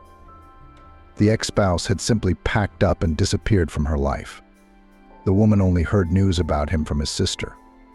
Thinking about it, Ashley smiled sadly, which didn't escape her new acquaintance. "Why are you sad?" "I guess I'm not a good conversationalist," he said. "It's all right. We're almost there. Now you need to turn into the alley, and there you will find the right house. We are happy to help you. Let's say goodbye." "Wait, I'm not ready to let you go right away," Jason said. "Why don't you let me meet you? Or is there another way? I'll have fun now, and then you can take me to a better cafe where we can continue talking. I have to work today and I'm a little tired." "Yes, and you from the road need a break." "Whatever you say," Ashley said. "Let me give you my phone number and we'll call tomorrow and you can tell me where to go. One more thing. Why don't we go back to being on a first-name basis?" "Okay," she replied politely. then dictated her phone number and waved her hand to her new acquaintance. She turned around and hurried home. When Ashley got home, her mother came to her and anxiously asked why she was late after work. The woman hugged her mother affectionately and told her about the encounter. "Honey, what's wrong with you?" Mary exclaimed fearfully. "Were you sensible when you went with a stranger alone to see him off? What if this man was a criminal, and it was a planned operation to rob you, or even worse?" "Mom, don't panic," Ashley stopped her. "We live in the 21st century. First of all, I'm not beautiful enough to make a man want me at first sight. Second, I don't look like I have a lot of money. You can see it in my clothes. I don't wear brand name clothes. And third, Jason doesn't look like a gangster. I hope you're convinced by my arguments." Still, it was reckless. Mary sighed. "Promise me you won't do it again." "I will, Mommy," she said with a smile and hugged her mother. A few days later, Ashley met with Jason. The couple chose a small, cozy cafe to talk. The young people made an order, and then Jason asked her how things were going on the personal front. She laughed contagiously when she heard the question, and Jason was puzzled by it. "Your question about my personal life was inappropriate for the situation," Ashley explained. "If I had a boyfriend or was married, would I be sitting with you right now? Of course not. Let's just say that I was married at one time. But it didn't work out for the same reasons you are. We drifted apart. So I'm waiting for my prince to appear on the horizon. Could that be you?" "I don't know. It's too early to tell," Jason said. "It's only the second time we've seen each other. And we don't know each other. I want to tell you right away that I'm not going to get you into bed right now. Sex isn't the most important thing to me when I'm with a woman, although I don't deny that it's important too." "That's honesty," Ashley said thoughtfully and turned the conversation to another direction. After that date, the couple began to call and see each other frequently. 2 months after meeting Jason, Ashley introduced him to her mother. Mary was charmed by her daughter's gallant suitor and informed Ashley about it. "I like Jason myself. I think I'm in love." "That's wonderful."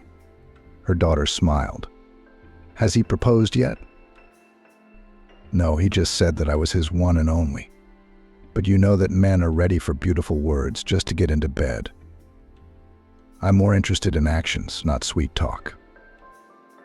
"Then I'll talk to him about it," Mary decided.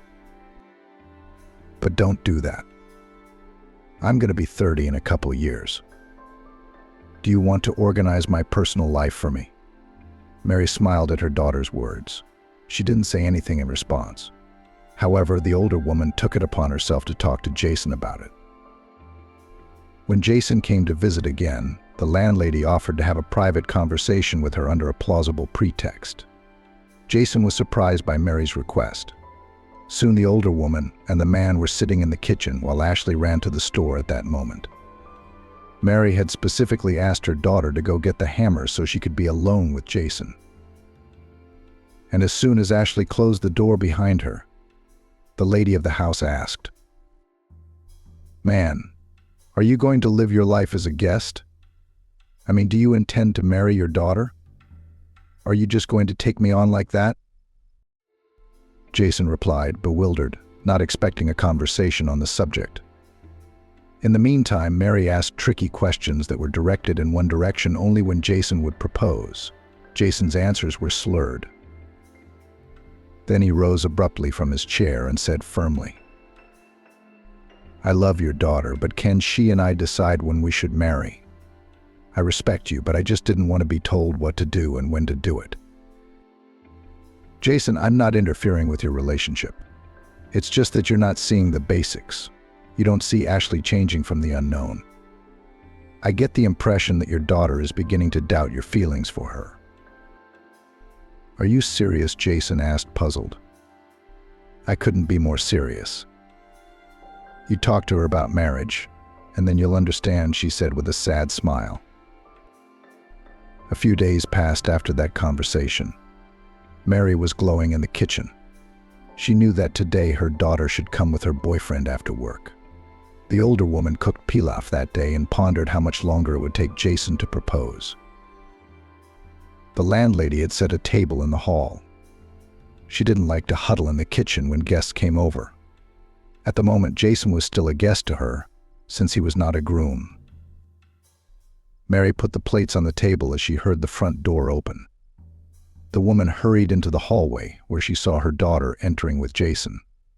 The man politely greeted the lady of the house and then handed a bouquet of scarlet roses with the words, "I have proposed to Ashley and she has agreed to be my other half. Now it's up to you. We want to hear you say your blessing." "Who else among us is taking the bait?" said the old woman with a grin in response. She winked conspiratorially at the man, which embarrassed him, for he remembered that he had recently addressed that word to the lady of the house. Meanwhile, Mary smiled cordially and said, "Of course I bless you. You young people have pleased me today. I hope that soon I will hear the guests shouting bitter. You won't hear that, because we will quietly sign without any celebration. We're not 18 years old enough to have a big party," Ashley said quietly, glancing at the groom as if to suggest that he agree with her. Jason did. Soon the marriage took place. Jason came to live with his wife. Ashley was happy that she had found her happiness as a woman because she truly loved Jason. Her husband reciprocated. Mary, looking at the newlyweds, only wished them long happiness and health. Imperceptibly after the wedding, 2 years flew by. The couple occasionally had a few misunderstandings between them, but it concerned all everyday things, something Ashley didn't have time to do around the house or Jason. And at such times the couple expressed their discontent with each other. But such spats were settled the same day, and the couple went to bed reconciled.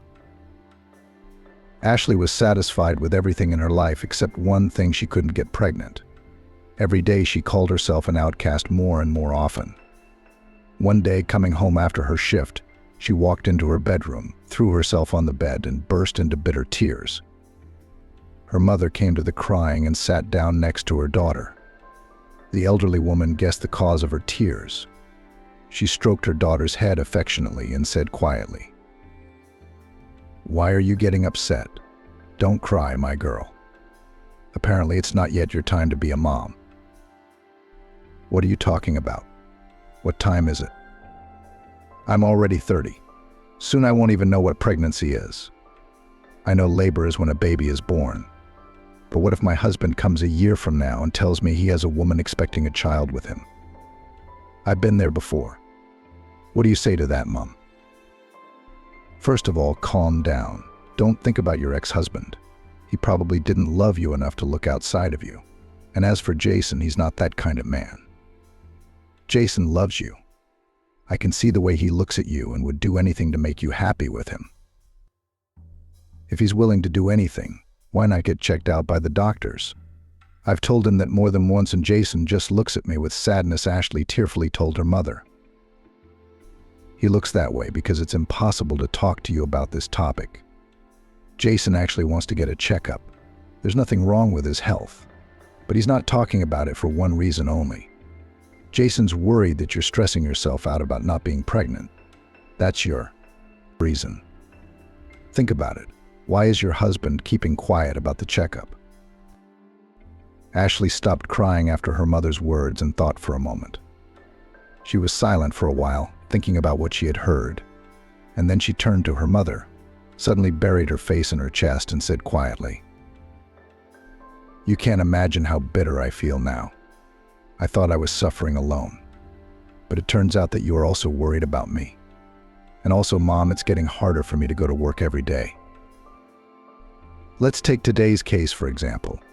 We had a young girl admitted a few days ago. She just turned 18. She gave birth to a boy today. And now she's giving up her son because her boyfriend doesn't want children. You know how jealous I am. You can't even imagine. She's lucky enough to be a mom, even in a situation where her boyfriend doesn't want kids. I'd have a baby if I were her. I'd give the guy my resignation.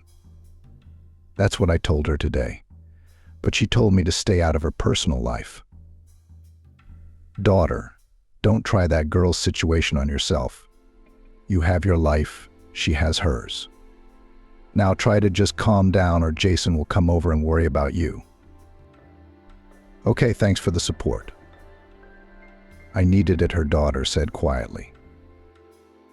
Life slowly moved on.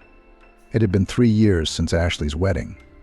The woman no longer hoped that she would ever become a mother, but she still had that hope in her heart. However, Ashley did not say it out loud. On the contrary, she told her husband more and more often that their family was incomplete. These statements only caused Jason more heartache, for he knew how much she dreamed of having children. When the conversation about the family being incomplete, Jason couldn't stand it and angrily asked his wife to shut up. Ashley, hearing her husband's tone, was frightened, because in such a way her husband had never allowed her to talk to him like that. When Ashley's first shock passed, the woman said, "All this is because I can't give you an heir. Stop it, please. That's not what I'm tired of. It's that you're making an issue out of the wrong place. I understand that you dream of having a child, as every woman does. But why do you keep talking about it? We've only been living for 3 years, which means we have to wait a while longer." Before the husband could finish his sentence, he was angrily interrupted by his wife. "Shut up. My first husband said the same thing to me." And what happened in the end? He found a woman who bore him a son. He didn't cheat while he was still married, all because I couldn't get pregnant.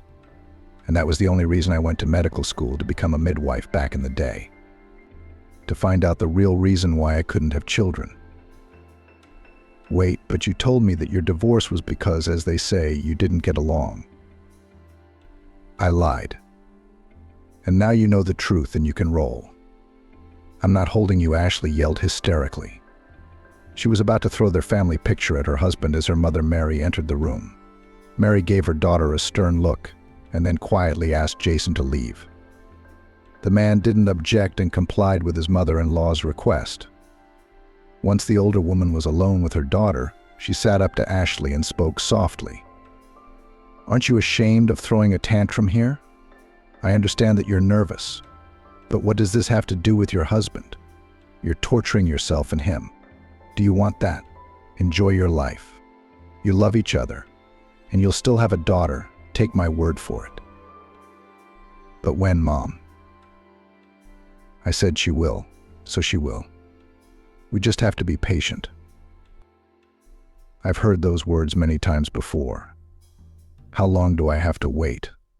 The gynecologist told me that everything is fine with my husband's health too. But I'm still not getting pregnant after saying that. Ashley abruptly got up from the couch and ran out of the room. Immediately she ran into her husband Jason, who was looking at her with a sad look. The woman walked briskly toward the exit. Jason wanted to follow, but his mother-in-law stopped him, saying, "Don't follow Ashley. Let her get some fresh air. Let her calm down. And in a motherly way, I suggest you go to church with your wife and pray. Ashley's already been there. I suggest you both go. Trust me, Jason, it won't cost you anything." "Okay, Mary," Jason replied. Some time passed. Ashley was at work in a pensive mood. The woman's thoughts were preoccupied with the fact that her menstrual cycle had gone astray. Ashley's pensive mood was noticed by the doctor on duty and asked what was going on with her. Ashley was embarrassed by the question but still told what was bothering her. The medical officer laughed upon hearing the answer and said reproachfully, "I marvel at you, woman. Take you at least, Ashley. Where do you work?" "In a maternity hospital. A midwife." "Exactly. When symptoms like these arise, where should a woman go?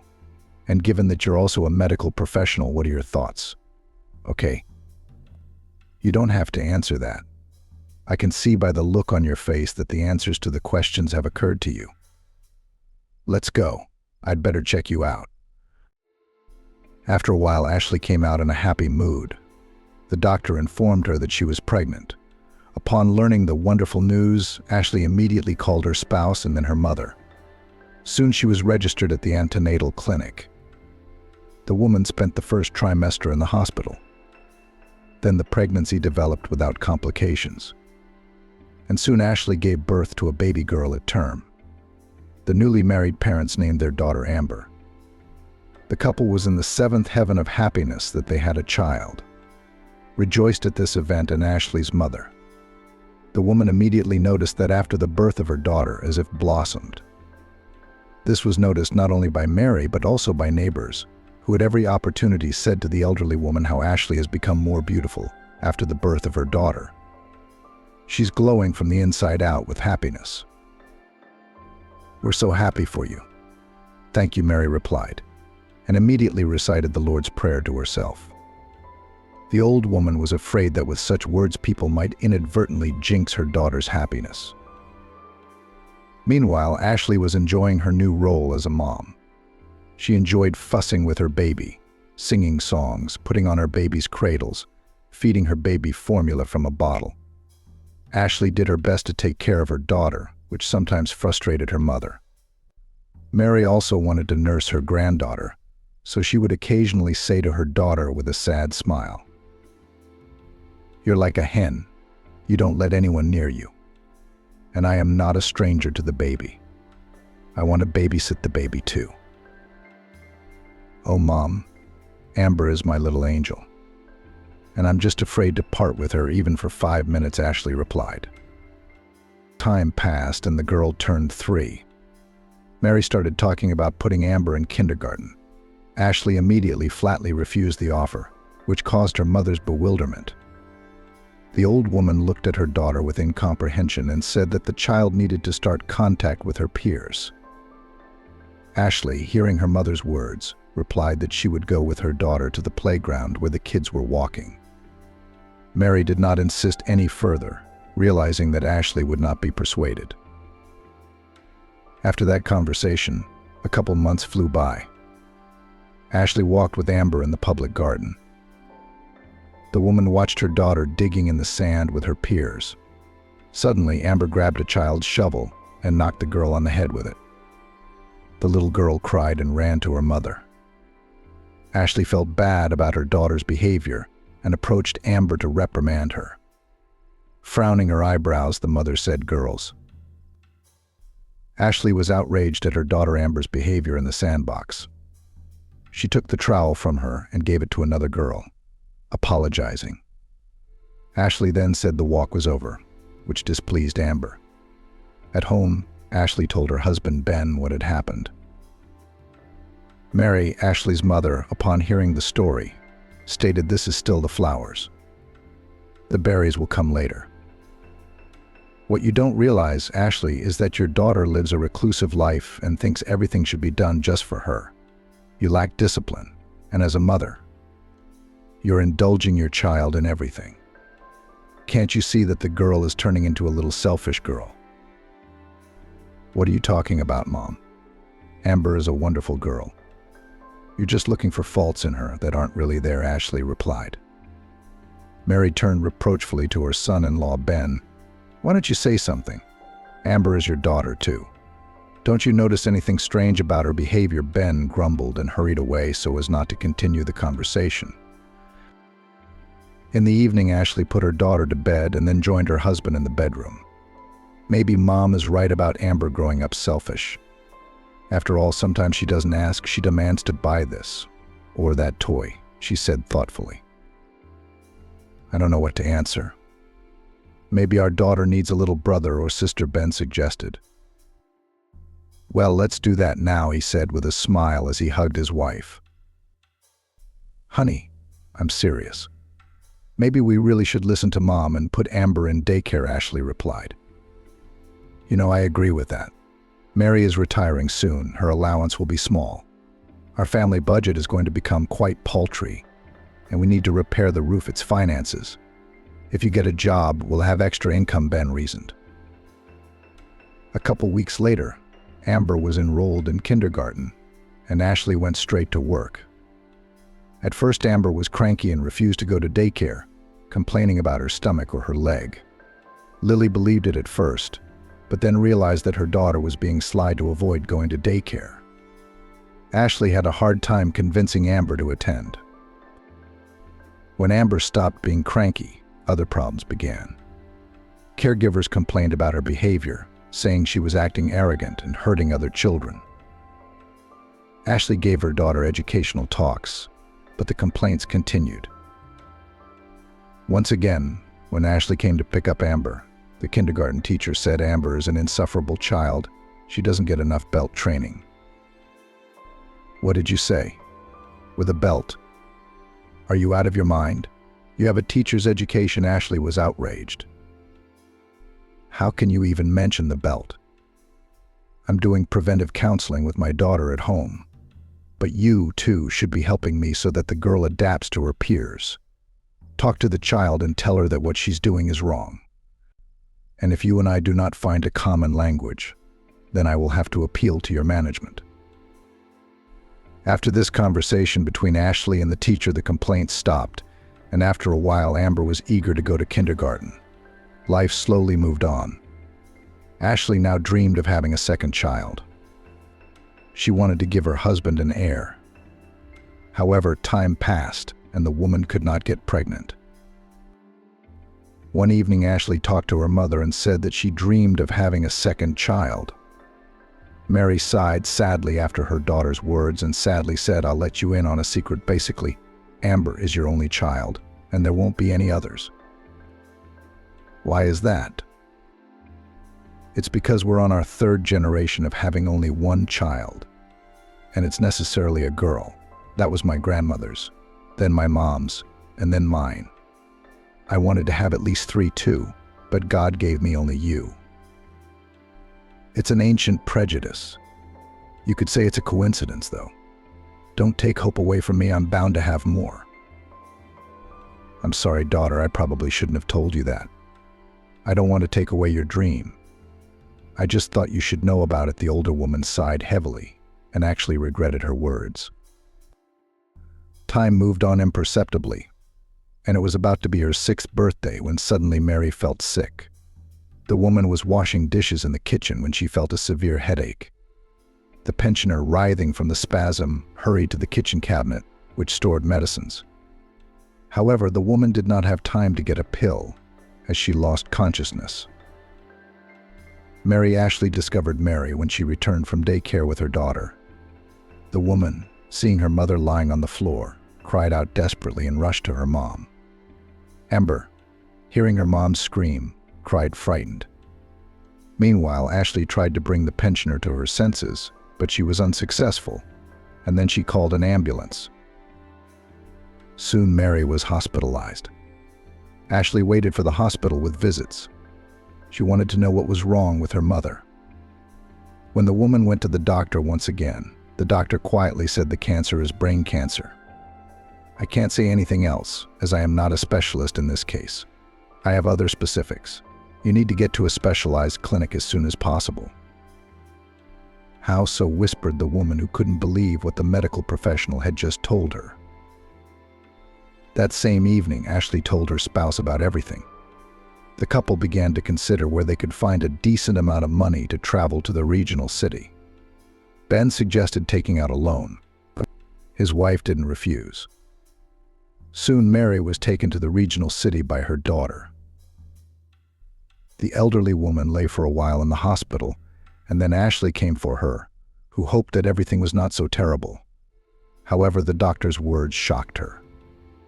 Stage 4. So what's wrong with that? It's not like it's a verdict. People live at this stage. You told me you're a medical professional. It's not for me to tell you what stage 4 is. Yes, people live at that stage, but the only question is how long they live. There's one thing I don't understand about your situation. How could you, a medical professional, allow your mother to have such a neglected disease? Mom rarely complained of headaches, and if she did say she had a headache, she added that it was the magnetic storms. They affect her that way, Ashley replied, hiding her face in her palms and crying desperately.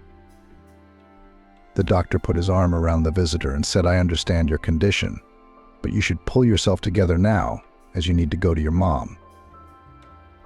And I don't think Mary will be happy when she sees her daughter crying. Wait, shouldn't we go to the Capitol? The man in the white coat looked sadly at the lady, then shrugged his shoulders. And then the doctor went to the table, where there was a decanter, and poured water into a glass. And only after a few moments the visitor uttered, "Hope dies last." It's a folk saying. If it makes you feel better, go to Washington. They have better equipment there. But I'm not sure they'll give you a cure that'll get your mom back on her feet in no time. If I were you, personally, I would spend the money not to buy expensive drugs that won't help, but to make my mom's last days happy. Knew what she wanted and would fight to fulfill mom's dream. And if mom asks to prolong her life, then how would you fulfill your mom's wish? Ashley asked in a low voice and looked at the doctor point blank. The man hummed uncertainly, and after a few seconds he said, "I'd buy regular vitamins at the drugstore and give them to my mom. But at the same time I would tell her that these vitamins prolong life. But you would not fulfill your mother's wishes, but only make an appearance. Sometimes the appearance is life-extending." Soon the lady picked up her mother from the hospital and came home with her. The woman told her husband about the conversation with the doctor, as well as the desire to go to Washington, to which the spouse replied, "Don't you think the doctor was right when he said that the Capitol is unlikely to help anymore? You watch TV and see when celebrities are diagnosed with cancer, and public people spend fabulous money. And what's the result? Are you saying we should just give up and watch mom go quietly to the grave?" "I'm not saying that. Don't twist my words. I'm just trying to make the point that Mary should be at home, not in a hospital room. I don't know how much longer my mother-in-law has left to live, but I'd like her to feel peaceful and uncomfortable." "All right, so be it." Mary lived only 2 months after her hospitalization. It happened early one morning when the sun was just coming out. The daughter, who had been sleeping with her mother lately, found out that the person she loved was no longer in the world. At first, Ashley felt guilty for not realizing in time when her mother complained of headaches. Ben tried to reason with his wife to stop tormenting herself. However, after such support, the woman went into a screaming fit. And when once again Ashley blamed herself for not looking after her mother, the head of the family said, "You're getting paranoid. Stop being hysterical and let it go. Don't you realize you're becoming toxic? It's all because of your speculation. You're not just hurting yourself, you're hurting me and my daughter. You don't understand anything. I'm a medical professional, and I should have responded to Mom's complaints. And I didn't. And as a result, Mom is no longer alive. It's my fault she passed away so early. Oh, honey, you're really getting on my nerves. Why don't you stop beating yourself up? I think you should take a vacation with your daughter right before Amber starts first grade. Get some rest and relaxation. I'd go with you, but I don't have vacation until October. What do you think of my offer?" asked the husband and hugged his wife, who was still sobbing. The woman only nodded in response. She no longer had the strength to argue with her husband. Soon Ashley and her daughter left on a trip to the Gulf Coast. The woman was glad that Ben had insisted on the trip. Ashley spent a week at the sea with her daughter, and now it was the last day. Before leaving, Amber asked her mom to go to the beach one last time to admire the sea. Ashley did not refuse the child, and soon mother and daughter were already walking barefoot on the soft golden sand. Every now and then the girl ran to the water to touch the water with her toe. Ashley was watching her daughter when someone called her name. The woman looked back in bewilderment and saw her ex-husband Jason walking toward her. Ashley stared at him in amazement. Jason approached the woman and said hello in a friendly manner before mouthing, "Taking a vacation. I heard from my sister that you have a daughter. Congratulations, you've been dreaming of having kids." "Thank you. So many years have not seen each other, although we live in the same city. But we met at the sea. Listen, let's go sit in a cafe and talk. You and I have a lot to remember. You haven't changed a bit since the baby was born. You're just as petite as before. I'd love to reminisce with you about our pranks in bed. Thank you for the invitation, but I must refuse you. My daughter and I are leaving today, and you'd be better off with your wife, because I have a man I love, and I'm not attracted to the side, unlike you. Ashley replied softly, disgusted by her ex-husband's tone about intimacy. Meanwhile, Jason frowned and said wistfully, "We're not making love to my wife right now. She's 2 months away from giving birth, and she's blown to smithereens. I told my husband to terminate the pregnancy. After all, there are already 2 children, and she said that she will give birth to a 3rd. So it's wonderful that you have so many children. Children are happiness. But I just don't understand why you walk on the beach without your soulmate and children. My wife's at home, and I'm here on business, like on a business trip. My father-in-law's a businessman, so he sent me down here for a couple days. Well, good luck with your business. We should get going with our daughter," Ashley said quietly and beckoned her daughter over to her. The woman took the girl's hand and they headed towards the exit of the beach. Ashley walked at that moment and thought how lucky Jason's wife was to already have 2 children and to be carrying a baby under her heart at this time. Soon Ashley and her daughter arrived home. They were gushing over Ben about what a wonderful time they had. Amber took a handful of sand out of her backpack to make her daddy happy. Ashley laughed when she saw it. Her husband looked at his wife in bewilderment, but she was even more amused when she saw Ben's amazed face. When the first emotions from the sand had passed, Ashley explained the reason for her laughter. She told her husband that she had hidden something in her backpack the night before she left. Ashley hadn't thought much of it at the time, but as she put her daughter's backpack on her shoulders, she wondered why it was so heavy. Ben, still not realizing anything, looked into his daughter's backpack and immediately chuckled, and through a fit of laughter turned to his daughter. "You wanted so much to please Daddy that you stuffed the whole backpack with sand. That's a good girl to please your father. So you were sunbathing in the sun like me and Mom. And now you can fill a trough with water, pour sand on the ground next to it. And it's like you're having a vacation at the sea. It's great, isn't it? You're so good at it." "That's a wonderful idea. And Jackson Sunshine, Daddy will give you a kiss for being clever." Life moved on, and soon it was time to go to 1st grade. On the eve of that event, Ashley put her daughter to bed and headed into the hall to iron her white apron. She spread the bedspread on the board, and then laid the apron down thoughtfully and spoke softly. "How quickly time runs. You too. Our daughter is going to 1st grade tomorrow. As my mother used to tell me, it's worth it for a child to go to school, then time will fly by after that imperceptibly." "Is that you talking to yourself?" pronounced Ben, who had just entered the room and heard his spouse's phrase. "I'm saying that you and I are getting a little old now. And you know, my mom was right when she said that all women in our line give birth to only 1 child. And it's always a girl. Oh, that's so lucky. You and me were in the prime of our lives. And as for the 1-child thing, that's just prejudice. That's what I told my mother. But you see, I can't get pregnant again."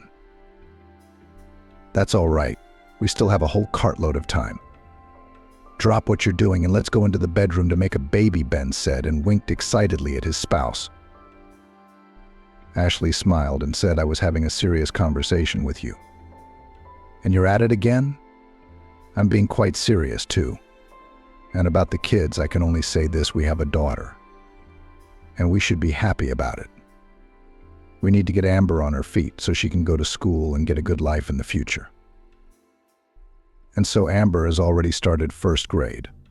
Her mother and father alternately took her daughter to and picked her up from school. The girl studied willingly, and soon parents often heard praise from the class teacher. Ashley and her husband were only happy. The first half of the year flew by. Amber became friends with a classmate. The girl's name was Christina. Friends spent a lot of time together.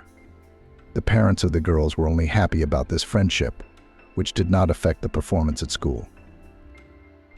And now it was spring. The time of summer vacation was approaching. Amber came home alone.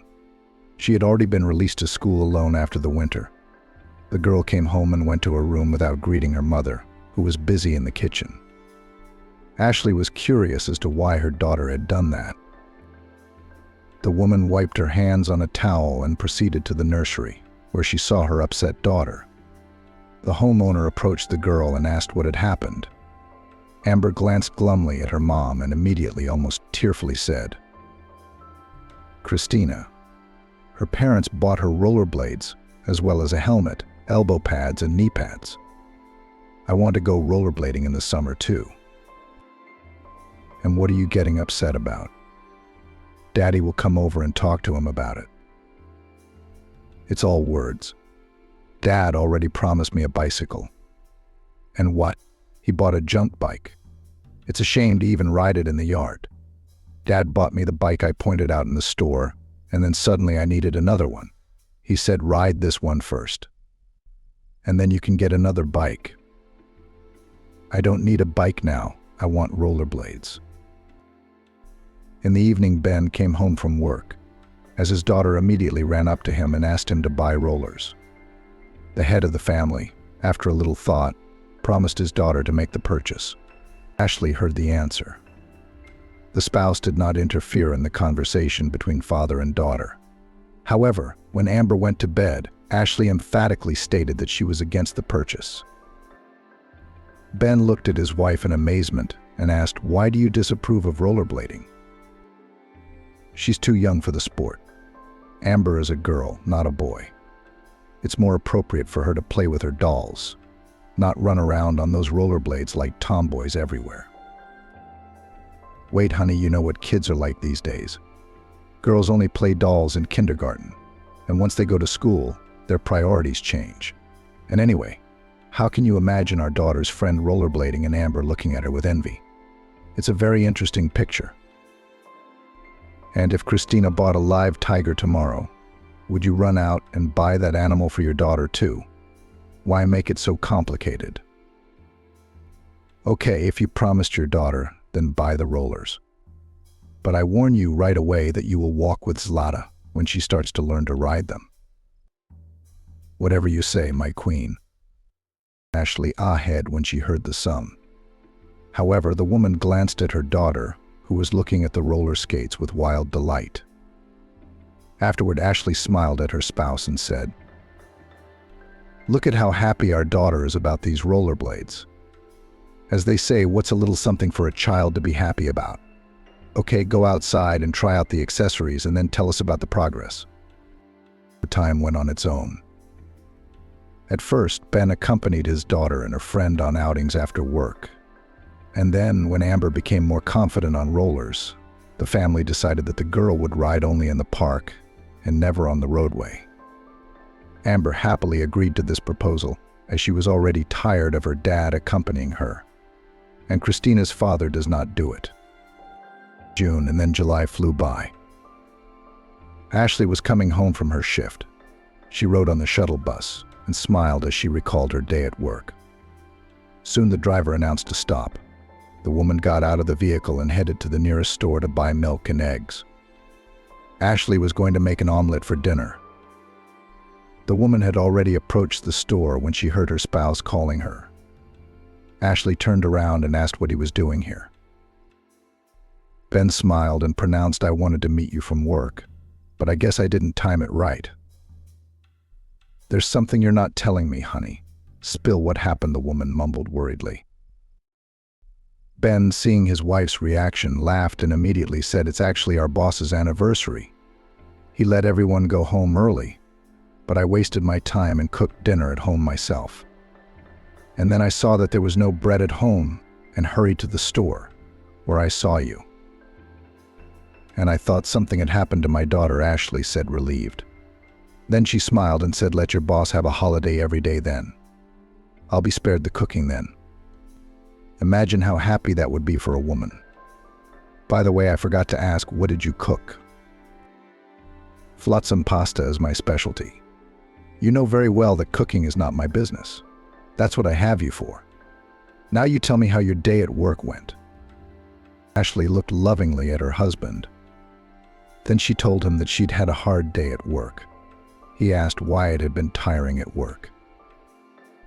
Ashley smiled and said, although it's a hard day, it's a joyful one. A woman gave birth to triplets today. Imagine. She's 38 years old and this is her first labor. You should have seen this woman in labor when she was given her first baby in her arms. That woman's eyes were full of happiness. That's the first time I've seen eyes like that in so many years. And the funniest thing is that when she was transferred from the labor room to the ward, she began to wonder how she would feed 3 babies because she had only 2 breasts. Our medical staff, everyone who was in the ward, just fell down laughing. They found something to laugh about. If I were a woman, I might be interested in that question too. Although, I admire our woman in labor because she gave birth at 38. And you've given up on the whole thing. We should do the same thing tonight, as soon as we put our daughter to bed. And maybe don't even hint to me that you had a hard day's work or a headache. You won't get away from me today, he said with a smile. Let's go home then. Can't wait to taste your specialty, said the wife with a laugh and took her husband under her elbow. And so it was already the end of August. School was a few days away. Amber walked up to her mom and asked to go for a walk. Ashley had the day off today. She glanced out the window and then turned to her daughter. It's okay to walk, but just no rollerblades. Amber frowned and immediately inquired, why no rollerblades? The weather's turning bad. It's supposed to rain. Maybe you and Christina can sit with us today and play on the laptop, Mom replied. So much for Mom's idea. There were only a few days left until school started, and then there would definitely be no time to go for a ride. Mom, let me go. Christina and I will skate carefully, as always. Mom, you're the best in the world. My favorite. You know I can't refuse you when you ask me to. Go on, take a walk, said the woman and kissed her daughter on the top of her head. As soon as the girl jumped out of the door, the woman felt a vague uneasiness in her soul. Ashley was about to run out after her daughter and call her home when her cell phone rang. The woman was distracted by the phone call and then went out into the yard. But her daughter was not there, of course. It had been about 2 hours since Amber had gone for a walk. Ashley still felt a heaviness in her soul. The woman dialed her daughter and asked how they were doing. Amber cheerfully replied that everything was fine and immediately disconnected the connection. Hearing her daughter's voice made Ashley feel a little calmer. Another hour passed before Amber left for her walk. Ashley started the laundry. She pulled out her daughter's terrycloth robe as there was a loud knock on the door. At the same time, the woman heard Christina crying. Ashley hurried to the door, and as soon as she opened it, she saw Christina's crying face. The landlady asked anxiously, "What happened?" Amber was hit by a car, she said through her sobs. "I came straight to you." "What do you mean, hit by a car? What are you talking about? Where's Amber?" "They took her away in an ambulance," Christina said through sobs. Ashley sucked in air with her mouth and then asked the girl where it had happened.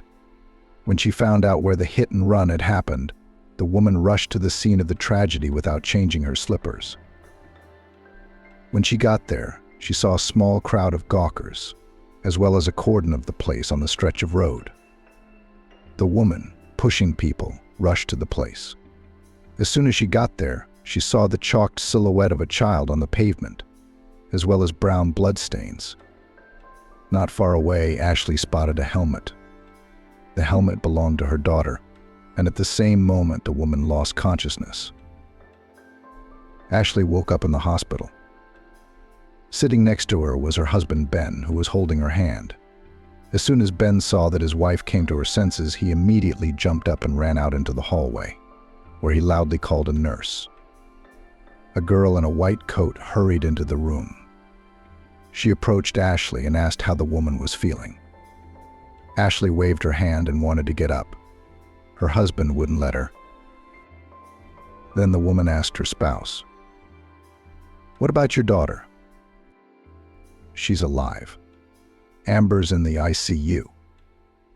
The doctors are fighting for her life. Help me up. I need to be near my daughter. My presence will help her."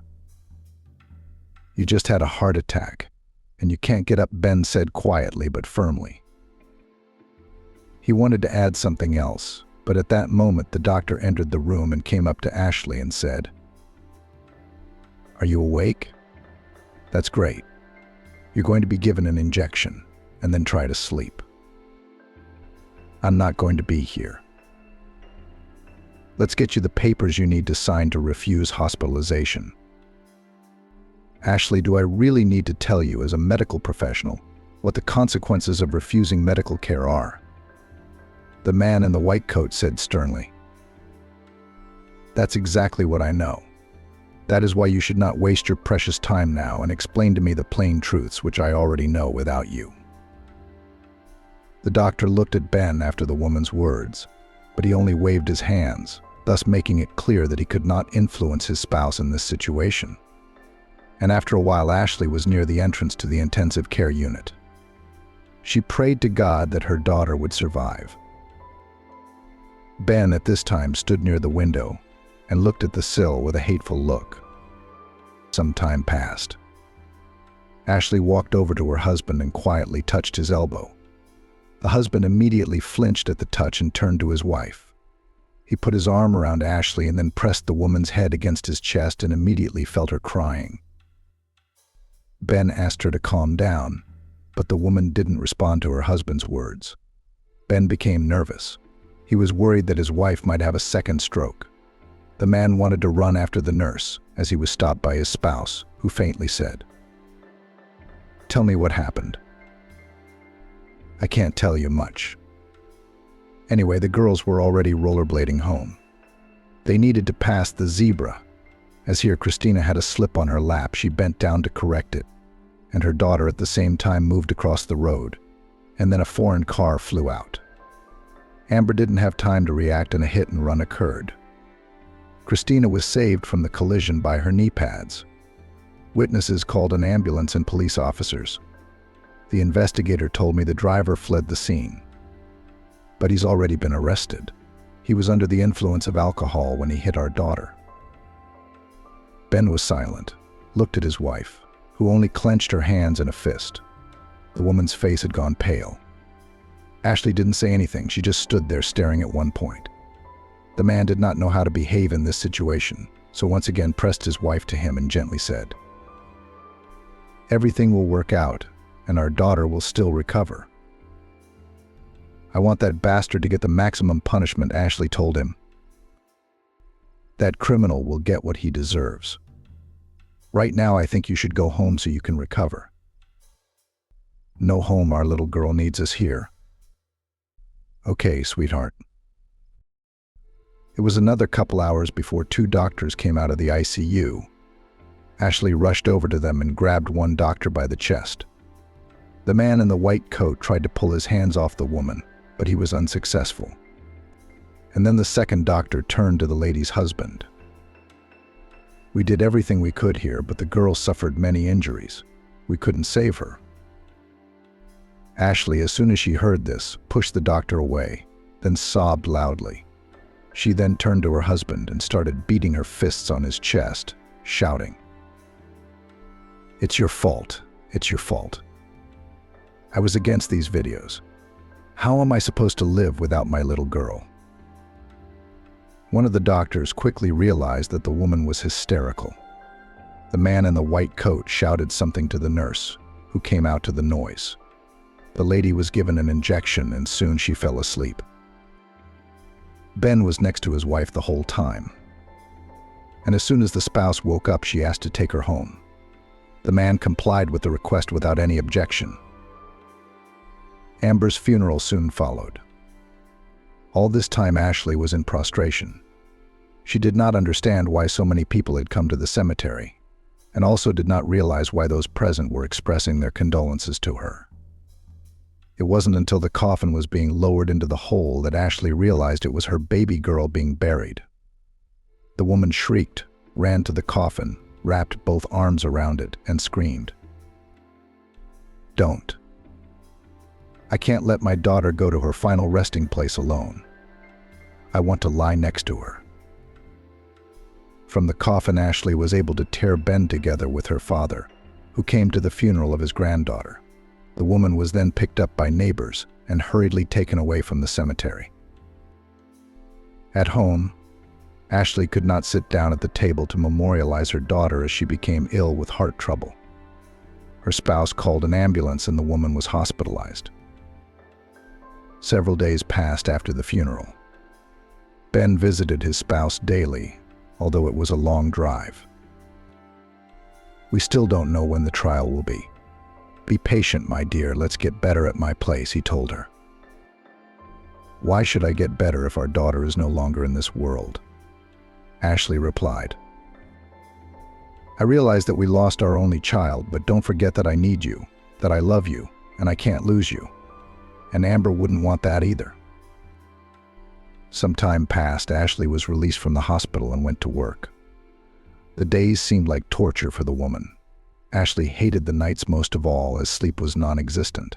She had fleeting visions of her daughter coming to her and asking her to punish the man who hit her. Ben saw that his wife could not find peace until she knew what punishment the driver would receive, and soon the trial took place. As it turned out, that driver was some local oligarch. The defendant got off with a fine. It was twisted to mean that Amber was crossing the road in the wrong place.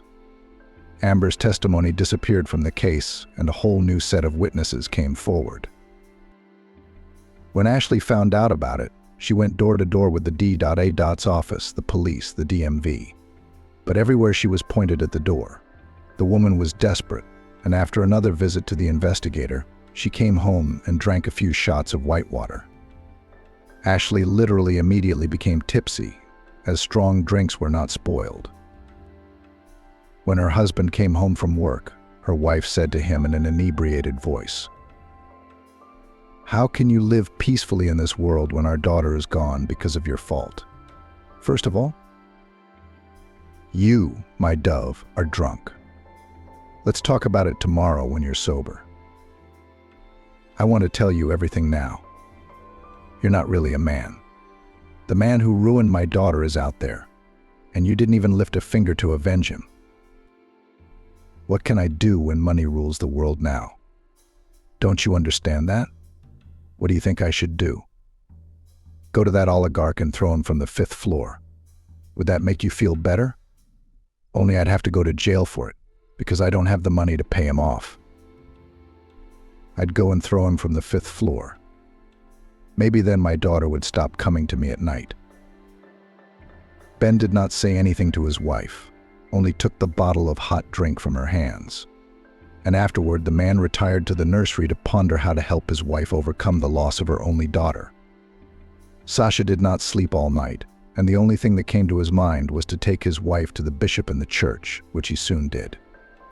After the church visit, the lady was now less often visited by her daughter in dreams. Time moved on imperceptibly, and now a year has passed since Amber was buried. During this time, the lady had hardened a bit. Whereas she used to come to work in high spirits, now she disliked women in labor. The woman did not tell anyone about it, but the team has already noticed that Ashley often rudely treats future moms. The chief, Dr. Jackson Michael, repeatedly made his subordinate remarks on this matter. The woman promised to correct herself, but everything was repeated again. And once Ashley, together with the doctor, delivered a woman in labor. The young woman was in labor for the first time, and when the contractions began, she screamed that she was in pain. Ashley considered the future mommy hysterical, and the words of the doctor made remarks to her, and after the birth wrote a report to the chief doctor. Jackson Michael familiarized himself with the document and called Ashley to his office. As soon as the woman entered, the master of the office seriously said, "This can't go on any longer. If before, everyone wanted you to assist in childbirth, but now women in labor, just hearing your name, frightened. Maybe you should go to the sea with your husband, get away for a while. I understand your grief that you lost a child, but our patients are not to blame. Let's find some common ground, otherwise we'll go our separate ways, even though you're an excellent midwife. Now, I want an answer from you. I'm going to reconsider how I treat my patients. I'm sorry it won't happen again." I've heard that before. Ashley, why don't you give me one last chance? Okay? You might want to think about taking a vacation. A change of scenery for a while is good for a person, especially in your situation. Ashley came home in a gloomy mood. She went into the kitchen to make dinner, but immediately changed her mind and went into the living room, where she turned on the TV. The woman didn't watch the program at all. She was thinking about how to continue going to work. Ashley was distracted from her thoughts by her husband, who sat down next to her and said affectionately, "How was your work day? A lot of women gave birth today? Why are you interested? Honey, what's the matter with you? Actually, I've always been interested in that. Then from now on, stop doing it. How I'm sick of everything. How I'm sick of everything," said the wife nervously. Ben frowned after his wife's words and then said firmly, "Tell me what happened at work." Ashley didn't talk herself into it twice, but honestly recounted the conversation with the head doctor. Ben was silent for a long time after his wife's narration, and then asked why she had developed a dislike for laboring women. Ashley thought for a moment, and then, looking her husband in the eye, confessed, "You know, I look at their happy faces when they're presented with a baby, and it's like I get an electric shock inside. And it's because they're moms. And I'm never going to get to experience that. It's moments like that when it's like I'm possessed. I can't help it. In that case, should you quit this job? You can't force yourself to do something you don't want to do. I get the impression that you've grown to hate being a midwife and find no outlet in this job." "What do you mean quit? Do you want me to sit in four walls and slowly go insane?" "I'm not suggesting you sit at home. You could get a job as a clerk in a small store. I think you'll be able to balance your debit and credit. Or maybe we should really go on vacation somewhere in the country, take a tent, fishing rods, and spend a week in solitude, and then think about changing jobs." "Okay, let's do that, honey." Soon the couple went on vacation to Ben's father's house in the country.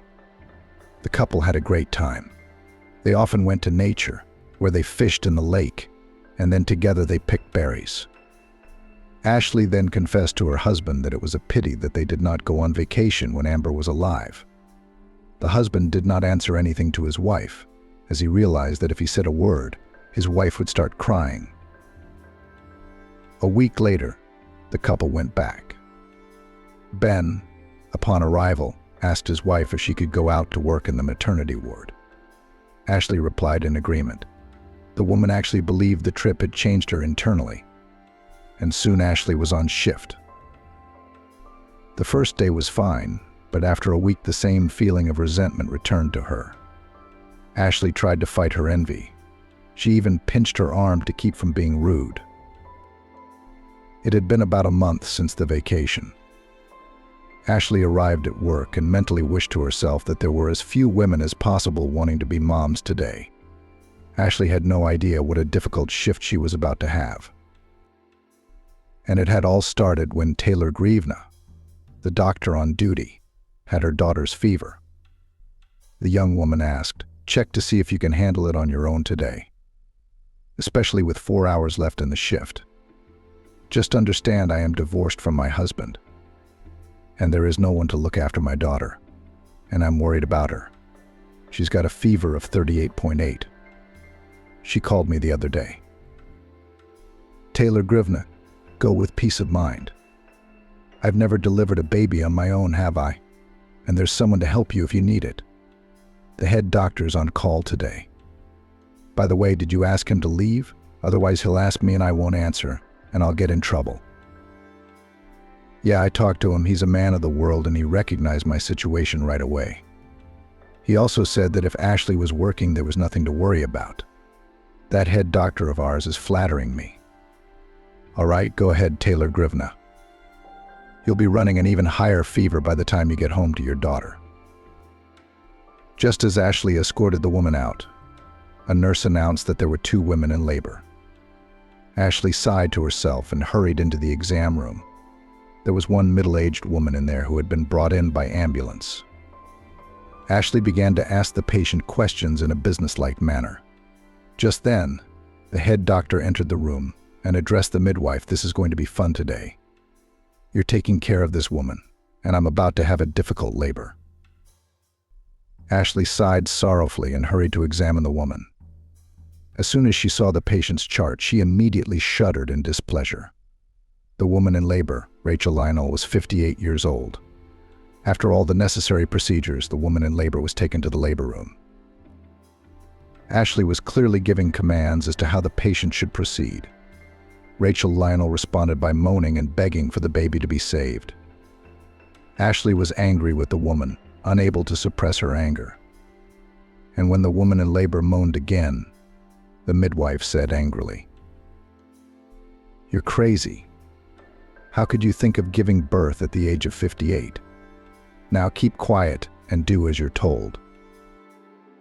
The labor was difficult. Ashley was completely exhausted. She would have been happy to have the help of the chief of medicine. But Jackson Michael was delivering triplets, and he was having a hard time with it too. And when the workday was over, Ashley breathed a sigh of relief. Now the only thing she wanted to do was come home, take a bath, and go to bed. This day she even changed her principles. She called a cab to get to her place of residence. Previously, she had not allowed herself such expenses.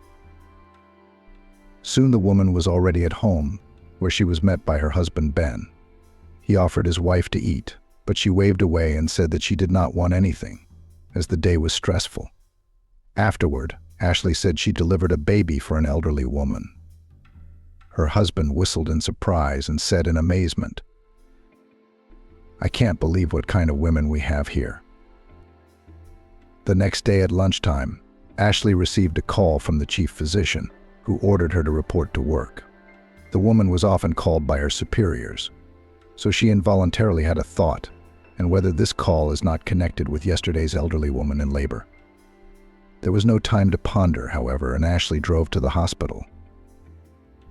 As soon as she got to the second floor, where the chief physician's office was, a nurse ran up to her and whispered, "Ours is out of control, vomiting and swearing." "What's the reason?" "You know, he said something about the woman in labor yesterday." The girl in the white coat wanted to add something, but then the door opened and the head doctor appeared and said, "I was just waiting for you, Ashley. Come on, let's go have a talk."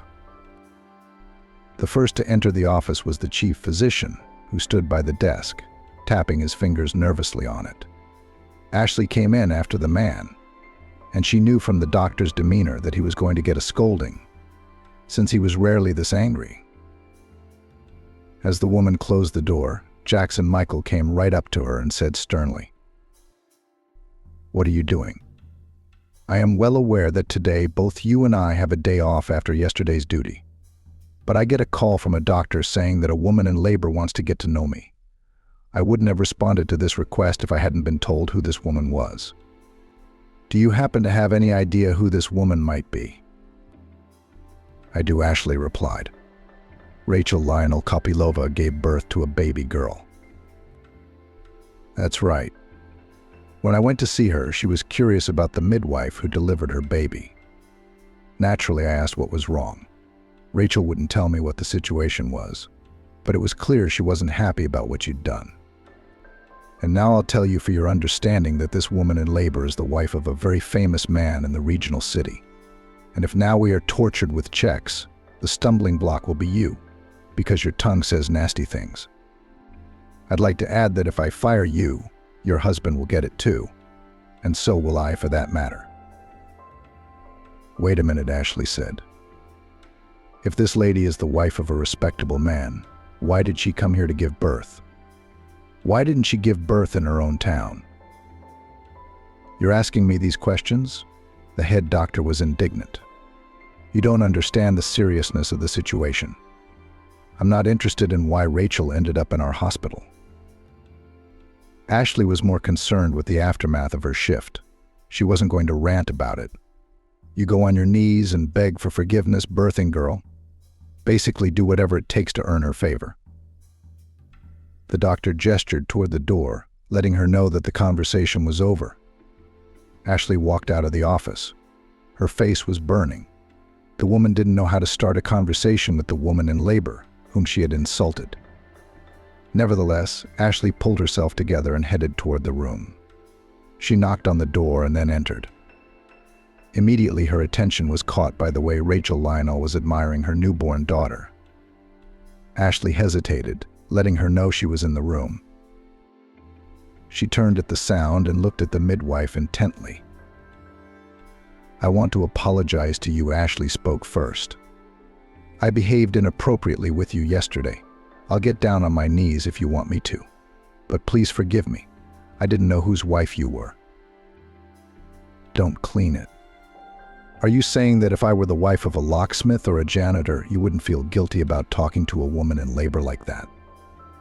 Rachel Lionel said sternly and looked reproachfully at the midwife.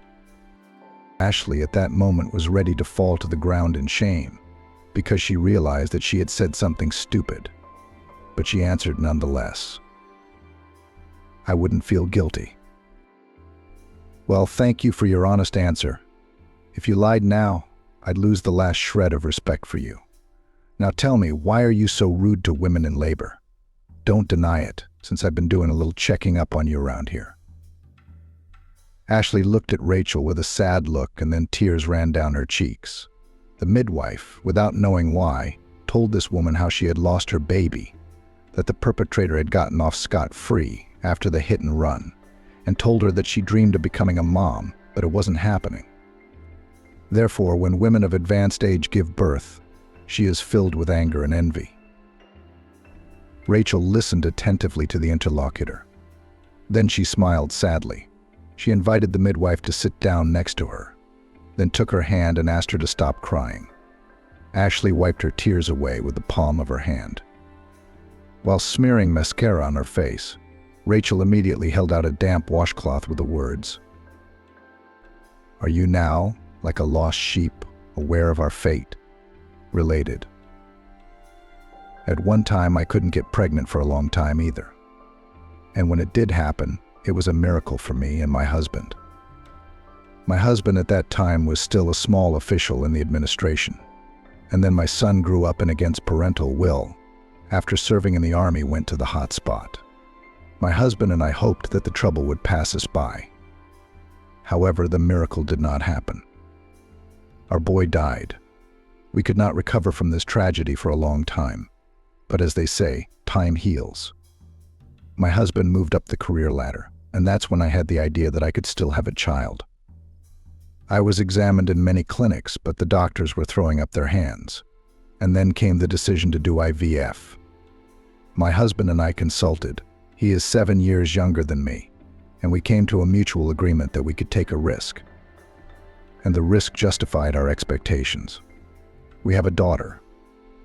The main thing is that our health should be good." Ashley sat in silence after Rachel's story. The woman's story had touched something in her soul. Meanwhile, Jackson Michael paced nervously around the office, wondering if Ashley had made amends, and unable to bear it, the man strode into the room, where he saw a peaceful conversation between the women, who smiled at each other. The chief physician came out in bewilderment. The only thing he realized was that the conflict was over. Meanwhile, Ashley smiled embarrassedly and asked the question she had been wondering about the late pregnancy. "It's understandable. I'm happy for you, but I just don't understand why you came to give birth in a provincial town."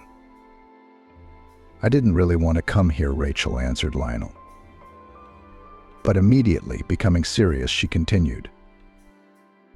My husband went on a business trip to New York.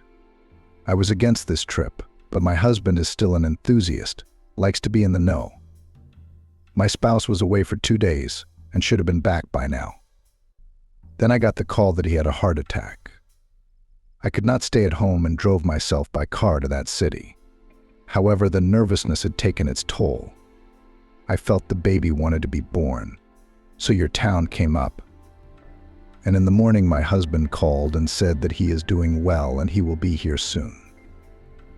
I had to scold him and scare him that if he leaves the hospital without permission, our daughter will be taken away from the hospital.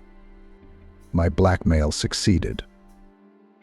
What a brave woman you are, Ashley said with admiration. I'm not brave.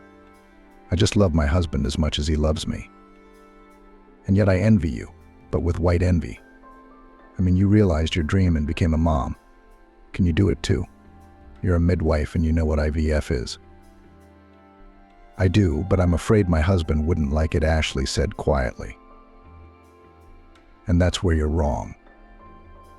From your story, your husband loves you and would do anything to make you happy. My advice is to go for it. Just don't hurt any more women in labor. I give you my word it won't happen again.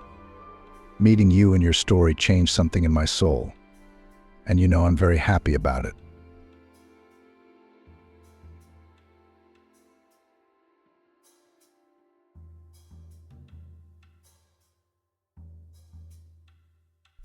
Too much. Andrew was in a lot of pain. Emily's pain faded into the background. She was scared out of her mind. 3 weeks passed, but Andrew still couldn't recover. He couldn't eat. He felt like he was the reason William had left the family. Andrew, it's not your fault his mother tried to convince him. It's just that your father betrayed you and me. Then I didn't listen to him. I went to play with those boys, the son cried. They were smoking. Dad found out and thought I smoked with him. He didn't forgive me. He didn't love me after that. Emily clutched her head. Andrew felt so much guilt that there seemed to be no way out of it. A month passed and Emily decided to file for divorce after all. She had gained some moral strength. William knew about it right away. He got in his car, headed for his mother-in-law and father-in-law's house. He didn't know what to do next. On the one hand, he loved Emily and his son. The latter was very dear to him, but everything in their lives had become monotonous. He wanted new impressions. He began to feel that he was getting old. Perhaps that's what drove him to adventure. Irene Alexis, Gregory Myron, his son-in-law, lowered his head. I ask you to speak to me. The father-in-law looked at him angrily. He would have loved to punch him in the face. But Irene Alexis was a mother herself. She was worried about both Emily and Andrew. Billy, she sighed. Do you realize the pain you've caused them? But what were you missing? I don't know, he shrugged. I want to apologize to Emily. I love her. I want to go back to them. I seriously doubt she'll take you back. My mother-in-law said with annoyance in her voice. But what were you thinking? You've got a mistress under your nose. But you will come back. And how will you live? Emily will see the tank all the time. We'll leave here. Suddenly declared son-in-law. There won't be any tank there. Where to? My father-in-law entered the conversation. Do you think the rumor about you will not reach there? He scolded. Anyway, Emily's parents promised to talk to her. Naturally, she didn't want to hear about her husband's return. Mom, don't tell me anything about him, she said angrily. I hate him. I'll divorce him. Emily, listen to me. Irene Alexis tried to look at the problem from every angle. I don't care what you decide, but I'm asking you to think about Andrew. The child is suffering. And it was true. Emily burst into tears. Her heart couldn't bear the sadness of her son. He thought of his father all the time, and the fact that William hadn't shown up all this time made it worse. And then the day came when Andrew didn't come home from school. When Emily was on duty, his grandfather would pick him up, but the woman's father reported that Andrew didn't show up today. Emily called in a substitute to cover her shift. Of course, there was nothing the police could do, so they searched for Andrew on their own. Billy Irene said excitedly to Alexis, "Andrew's missing. Has he come to see you?" "No," he said worriedly. "I'll be right over," he promised and got into the car. As much as Emily felt bad, she didn't say anything. Everyone started looking for Andrew. They found him at one of the playgrounds. "Oh, my son." His mother rushed over to him. "Demochka." She started kissing the child. "Daddy." When he saw William, he rushed to him. "Daddy," cried the boy. You could say that that incident had determined everything. As much as Emily didn't want to, she made the choice to reconcile with William because of her son. Everyone sat at Emily's parents' house and had a serious conversation. "We're going to move to another town," the son-in-law said at once. Andrew didn't take a step away from him. Emily agreed. She realized that no matter how womanizer was her husband, he sincerely loved his son. Perhaps that was why William had just taken a mistress. Emily had no intention of leaving her family, but that didn't make her feel any better. Cheating was still cheating, no matter how you looked at it. 2 months later, they sold the house, and Emily and her family moved to a neighboring town, which was 70 kilometers away. They bought a small house, as it was a more promising place, and accordingly, life was more expensive. Emily got a job as a post nurse in one of the hospitals. William found a crew and started doing repairs with them. Such services were in great demand. Andrew recovered quickly, enjoyed going to his new school, and made friends very quickly.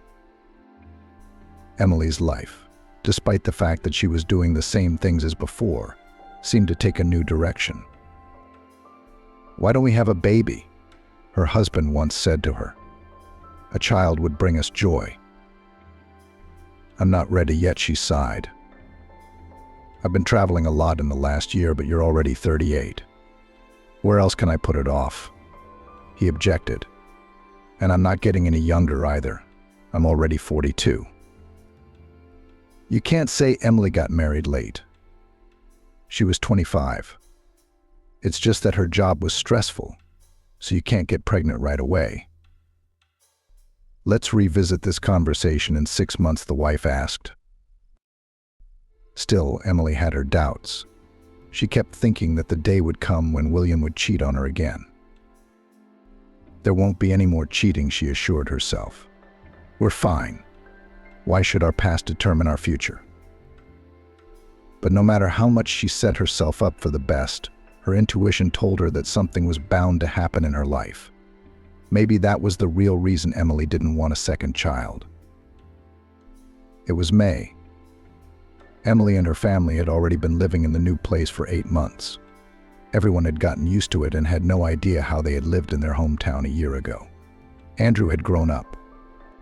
He had already turned 11. The boys in the new school were more advanced. The boy had somehow grown up quickly. He was very seriously interested in modeling. He and 2 of his friends went to a children's club where they built various ships in scale. "Very beautiful," praised Andrew's mother. "Son, how do you have the patience?" She laughed. "I would not be able to sit for hours and collect it all by crumbs." "You know, how interesting," Andrew said proudly. "We're going to exhibit in a competition." It wasn't that Andrew had grown cold to his father, but it was noticeable that he was now more interested in his friends than in his father. They still talked occasionally, especially when it came to their son's hobbies. But Emily could see that they had not become friends, and William was very tired. Sometimes there were urgent works, so that he could not even spend the night at home. And so Emily's life flowed in a new direction, and a few words about her work. In principle, the team was nothing. Emily immediately made a friend from the children's ward. The only one. The head therapist was a cold man. He even seemed stiff from the outside. And since Emily worked in his department, she still didn't understand how to communicate with him. Gregory Myron didn't seem to notice anyone. He was strict, but acted so professionally that without any doubt he could be called not only the best doctor of the hospital, but also of the whole region. Many, very many people bowed down to his talent, not that he admitted it. He paid no attention at all to rumors or anyone in his direction. He was constantly focused on his work. From the outside, it seemed that he could solve any task. There were enough instances where he alone was able to determine the true cause of an illness, and a man who was almost dying was discharged a month later. Gregory Myron didn't look like his usual self either. His hair was almost gray, but his face looked quite young. About 6 months later, Emily learned that he was only 47. It was Emily's shift when the doctor approached her. He looked concerned. "Emily," he said, "I need to pick you up for about an hour. I'll get Annie to keep an eye on the post. We're going to see a patient in 20 minutes. Be ready." Emily nodded. She rushed to Annie's procedure nurse. She informed her that the doctor had already spoken to her. "Annie, do you know what happened in there?" Emily asked. "He said it was a bad case," Annie replied. "There's an old woman. She's been in and out of the hospital a few times. Apparently she's gotten worse again. She has a son who keeps asking to be treated at home. And there's no room right now. I think that's why he's coming himself." Exactly 20 minutes later, the doctor came to pick Emily up and they headed to the address. Isaac Alexander was focused and silent. Emily was sometimes even afraid of his presence. He seemed sensual. So they reached the patient without a word. The doctor got out and headed for the entrance. The nurse hurried after him.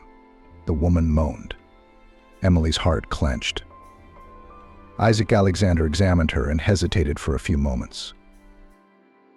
"Emily, take blood, urine," he said coldly. "I'll take a sample of the vomit myself." Isaac Alexander told the woman's son that he would call him in 2 days, and they would decide what to do. The doctor and the nurse went downstairs and got into his car. Isaac Alexander often drove his vehicle out on work-related errands, and Emily had never heard him ask his superiors for compensation. "I think it's something autoimmune," the doctor whispered. Emily flinched in surprise. "I think it's something masquerading as another disease," he continued. "How is that possible? Don't the tests tell us what the real cause is?" "You can do all the possible tests, ultrasounds and CT scans, and still not see the real cause," Isaac Alexander replied. "You see, we still don't know how the immune system works. We have only a superficial idea, like a small iceberg on the surface of the ocean, and a huge block hidden underwater. Too many factors affect this process. She has no serious diseases, no cancer. But she's falling apart before our eyes. What's happening to her? There's no answer. It's like something triggers and everything goes to hell. Then she goes into remission and everything's more or less fine." "What are you going to do with her?" Emily asked with interest. "Are you going to put her in the hospital?" "First we'll look at the tests," said Isaac Alexander. He stopped talking. They drove the rest of the way in silence, and Emily didn't ask any more questions.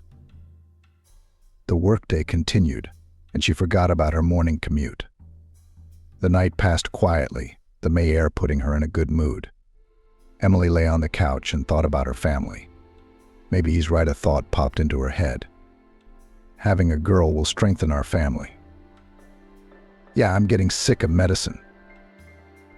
Emily felt herself tanning. For years she had been responsible in her work, but the fatigue was building up.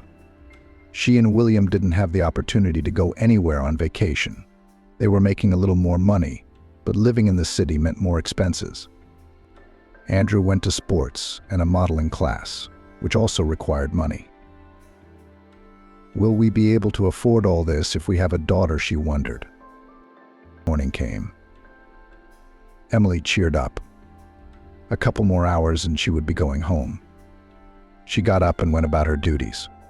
The ward was quiet and she began filling out the many logs. It was almost 8 o'clock when Emily got ready to go home. Another nurse had come to take over her shift, and Emily told her what had happened in the meantime. There were 3 post-nurses on the ward who were constantly changing. One of them was a very quiet woman. Lila was in her 50s and she usually didn't get involved in anything. But Amber, who came in now, was noted for her talkativeness and tendency to gossip. Closely, Amber jumped up to her. "I have an anniversary in 3 days. You are required to attend. Do you understand me?" She burned a glare at her coworker. "Yeah, I'll be working anyway," Emily smiled. "What's your anniversary?" She was confused. "Well, of course it is. 40 years, Amber announced proudly. "There's even going to be a robot." That's what coworkers called Isaac Alexander among themselves. Can you imagine? When I told him that, say, "Let's eat cake, drink juice," he nodded to me in agreement. "I doubt he'll even eat the cake." Emily laughed. "I've never seen him at a meal. Here's coffee." Yeah, he's weird in general," Amber whispered in her ear. "I heard he couldn't save his wife, so he takes his anger out on everyone." What happened to her? Curiosity piqued Emily. "Didn't know he was married?" "Yeah, she had something serious going on there. He fought for her life. Took her to New York for a couple years. But nothing helped." Amber quickly echoed. "Although I can't imagine who would marry him at all." "Do you think he used to be this unsociable?" "Isaac Alexander is a good doctor," Emily sighed. "He's just unlucky. Well, as they say, keep it simple and people will reach out to you." The woman laughed. "Okay, until the anniversary." Emily didn't much like her coworker's attitude toward the doctor. He was a genius. They didn't realize that. He may not have been able to save his wife, but he had helped hundreds or even thousands of people, after all. The woman also thought about the fact that she didn't want to be present at all these meetings at work. It was enough that she had a friend in the children's ward. The rest of the staff didn't really get her attention. Emily walked into the house. Andrew was already at school and her husband William was at work. Despite the sleepless night, she didn't feel like sleeping. She sipped some hot tea and her body relaxed. Emily lay down on the bed and fell asleep. Thus began a new day for her. After lunch, Emily was already doing chores around the house. Dinner was on the stove. She was cutting a salad, went out to get some greens in the vegetable garden, and stopped. The smells of May wafted through the air.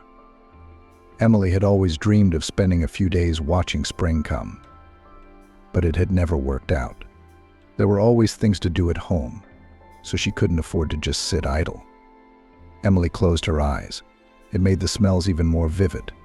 A bird sang to her left. It felt good. "I want a daughter," she said out loud and laughed at her own thoughts. Her soul sang. In the evening, her husband William returned from work. Andrew had returned from modeling.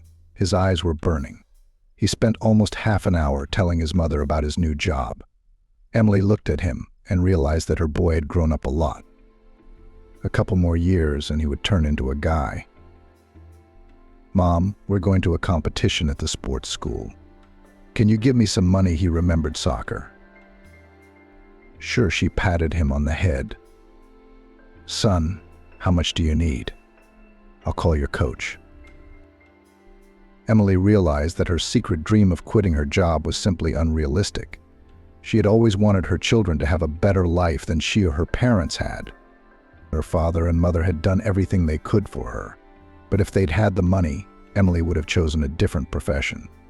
Not to say she liked medicine.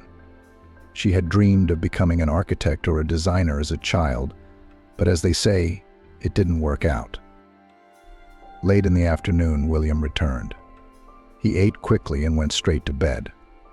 Emily marveled again at how their relationship with her son had changed in just over a year.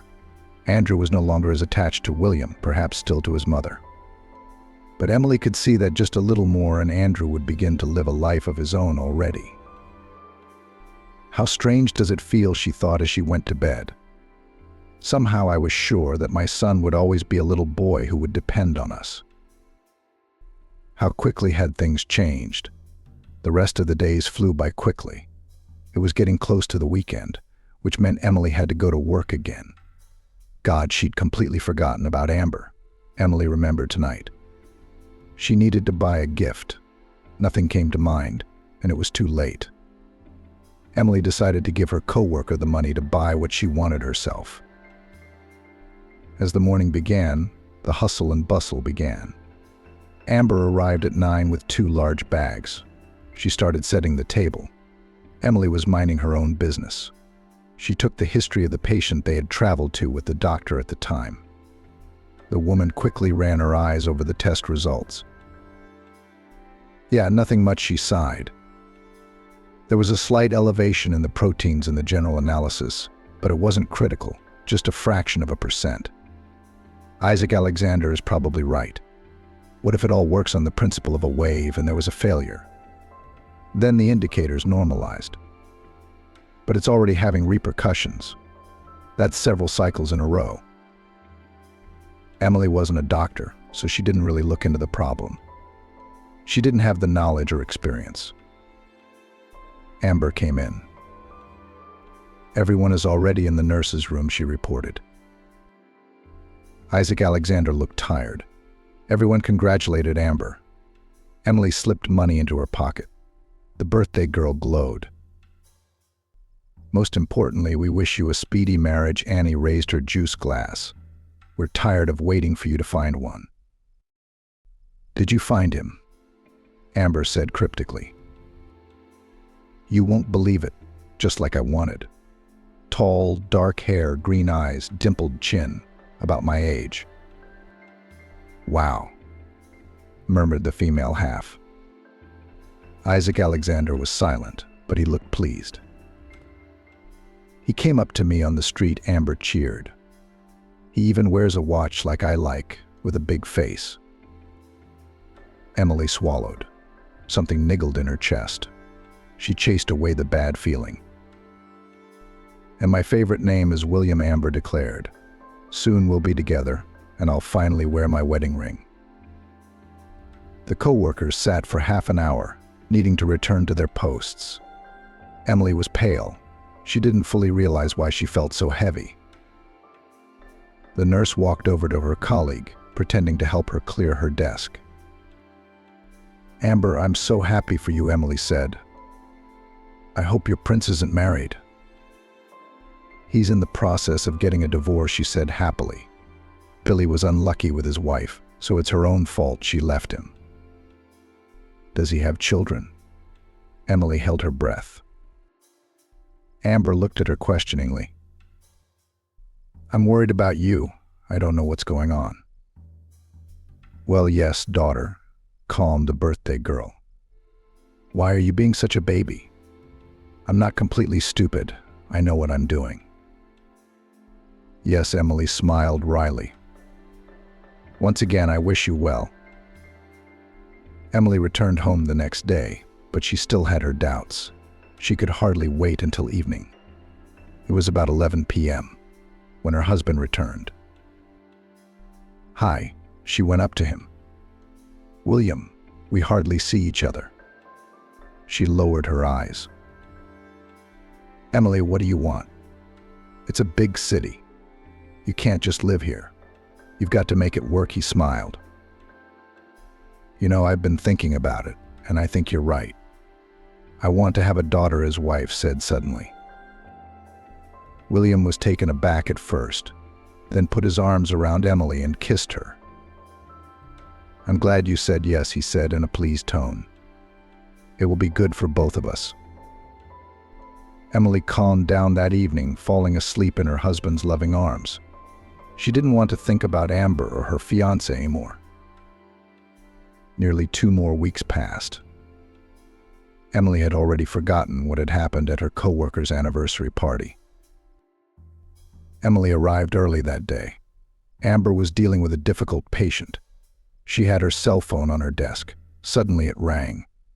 Emily glanced at the screen. It said beloved. Something hot pulsed through her entire body. There was no response, and the phone went silent. Amber walked over. Emily informed her that someone had called her. The woman immediately grabbed the phone, pressing all the same name. Emily somehow miraculously looked at almost every digit of the number, except the last two. The magazine fell out of her hands, and she hesitated, but Amber had already gone to the window. In a soft voice, she was telling her lover something. Emily sat down at the table. Everything in her head was upside down. For her, it was a matter of life and death in two numbers. God, was that really pounding in her temples? Emily quickly grabbed her phone, called her husband. The phone was busy. Her heart nearly jumped out. She kept pressing and pressing William's number. Tears streamed from her eyes. Finally, the dial tone went off. Amber came to the table. Emily, what's wrong? I'm at the facility. Billy's husband spoke quickly. The landlord arrived, giving us a scandal. I called the supervisor. Emily didn't know what to say. I was just worried, she barely said. And for good reason. He sighed. The boss won't pay us, and I'm so sick of it. You work, and then bang. For some reason we did nothing, and the house is shiny and the roof is intact, but somehow the owner doesn't see anything. Emily could barely contain herself, wiped away her tears, and went to the nurse's room. She was in a complicated emotional state. On the one hand, she felt like she was being cheated, and that made her seized with pain. On the other hand, she felt like it was all a coincidence, and she was just screwing with herself. Emily, come here. The door opened suddenly, and in walked Dr. Isaac Alexander. It was still 30 minutes before the start of her shift. Isaac Alexander's request seemed odd. Emily cleaned herself up so as not to give away her tears and made her way to the doctor. He asked her to sit down. I'm going on a business trip, he said seriously, and I need an assistant. I've already made arrangements with the head doctor. Tell me, what about your family? Will it be possible for you to be away for a few days? I know you have a son. Yes, Andrew is 11 now, the nurse replied, stammering. He's independent. He mostly gets himself home from his training and club. In all her years at the hospital, this was the first time she'd ever been sent on a business trip. All right then, Lily will be out tomorrow, Isaac informed Alexander. And I'll pick you up at 8. Be ready. Emily sat back in her chair, but the doctor was already immersed in his work. The nurse had left. Why me? She whispered. Wouldn't Amber be more suitable? She didn't have a family. It wasn't that Emily didn't want to go, but the whole thing seemed odd. Isaac Alexander never complimented her, and he never spoke to her except on business. Lily arrived in the evening, replacing Emily at the doctor's request. Now the nurses had to work together for a few days in 3 houses. Emily's husband couldn't believe his eyes. What happened? He asked. I'm going on a business trip tomorrow, she said. For 3 days. Billy, please take Andrew. He gets off much earlier than I do. It gets dark outside at 8 and he's home by half. Mom, don't worry about me. Her son came up to her. I'm not a little kid anymore. Yeah, she patted him on the head. Andrew, you can already say that you are a man. Have you sorted things out at work? Billy asked. Did you get paid? Yeah, our foreman came by with some guys. Anyway, they worked it out, he said. Do you know what a drag this is? Last month we didn't get paid for the repairs, which is almost $25,000 each. Emily hadn't thought much about it, but now she saw that almost every month someone would underpay or deliberately lower the price. All in all, William's job was precarious. Emily sighed. In the morning, a car pulled up at 8 sharp. She grabbed her bag, headed to the doctor's office. He greeted her coldly. "Where are we going?" She couldn't help herself.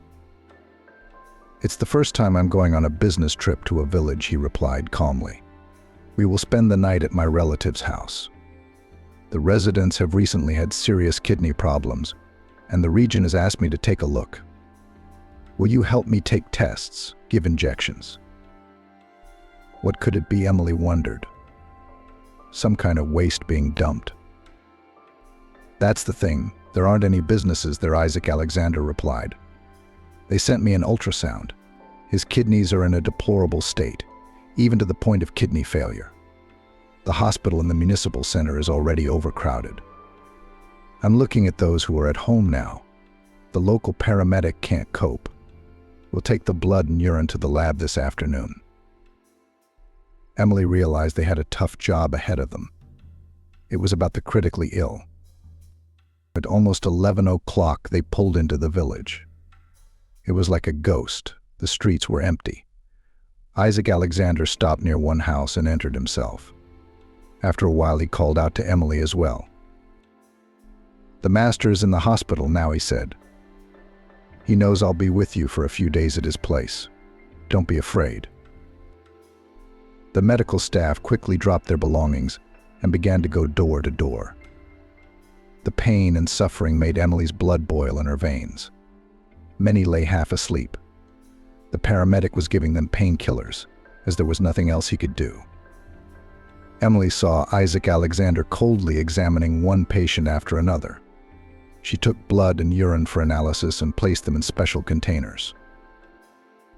"Now into town," the doctor commanded. "We were promised emergency tests.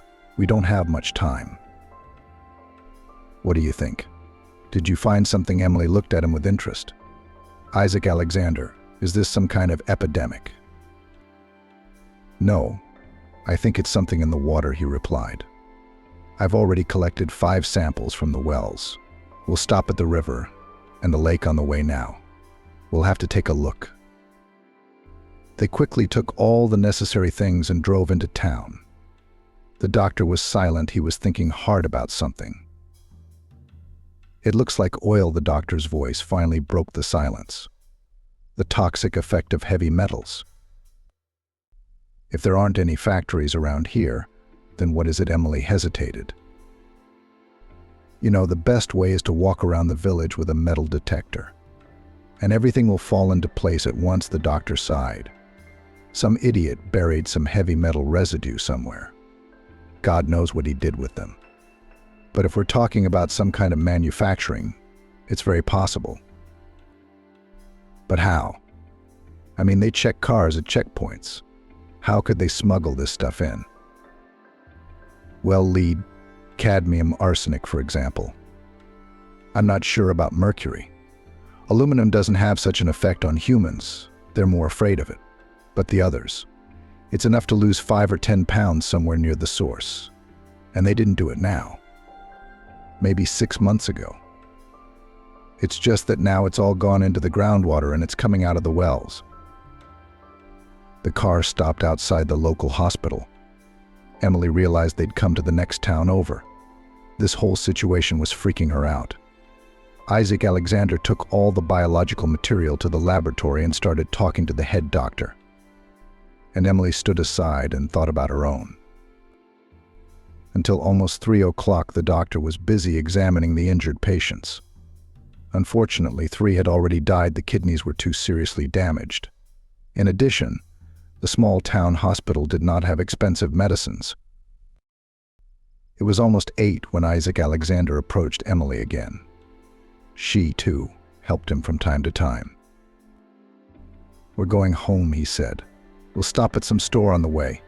Get something for dinner," the doctor offered tiredly. "Unfortunately, my relative hasn't gotten any better. All we can do is wait." "Emily, did you have to travel so much during the day that you couldn't even talk?" Isaac Alexander himself went to the store, bought food and water. Back in his college days, he made scrambled eggs in the kitchen. "Although you could say, nothing has changed in my life since those times. I'm not a foodie at all. I don't have enough time for that. I'm not much of a cook either, Emily smiled, although my family status obliges me to. But family is always a support, replied Isaac Alexander. I can't say that I don't like loneliness, but sometimes he fell silent. I heard that your wife died, Emily ventured. I'm sorry. Well, that was a long time ago, he sighed. Besides, I'm so caught up in my work that I try not to think about it. Well, let's drink tea and go to bed. Tomorrow is not going to be an easy day. Perhaps we'll be able to get some results. Emily cleared the table. Isaac Alexander showed her the room to make her own bed in the next room. The woman had already called her husband. He was home. Andrew was already asleep. The busy day kept Emily from returning to her thoughts. She closed her eyes. A green meadow appeared in front of her, and Emily heard some voices. The vision turned into a dream, and the woman fell deeply into it. She awoke abruptly. Though still light at heart, the dream did not bode well for her. She was marrying William, saw her beautiful dress, her veil. Something will happen, she muttered, and she heard the door creak open. But something was catching. The doctor was already up, putting the kettle on in the kitchen. Emily came to her senses, and having changed her clothes, left the room. Good morning, he said as dryly as before. Let's have breakfast. We need to see the patients, and then we'll go back to the city. Both were silent, drinking coffee. Emily even liked Isaac Alexander's company. He didn't ask questions, didn't pry. Toward the end, she couldn't take it anymore. Why did you take me? After all, I have not worked with you for so long, she asked. That's exactly the reason. I know the others very well, he said seriously. Emily was silent. She didn't quite understand what the doctor meant, but she didn't ask. 2 of the patients got worse. They had to be sent to the hospital. Isaac Alexander didn't seem nervous, but Emily could tell by the way his cheekbones moved. The city had gotten the first results. The prognosis was unfavorable, but just as I thought, lead and arsenic, he sighed.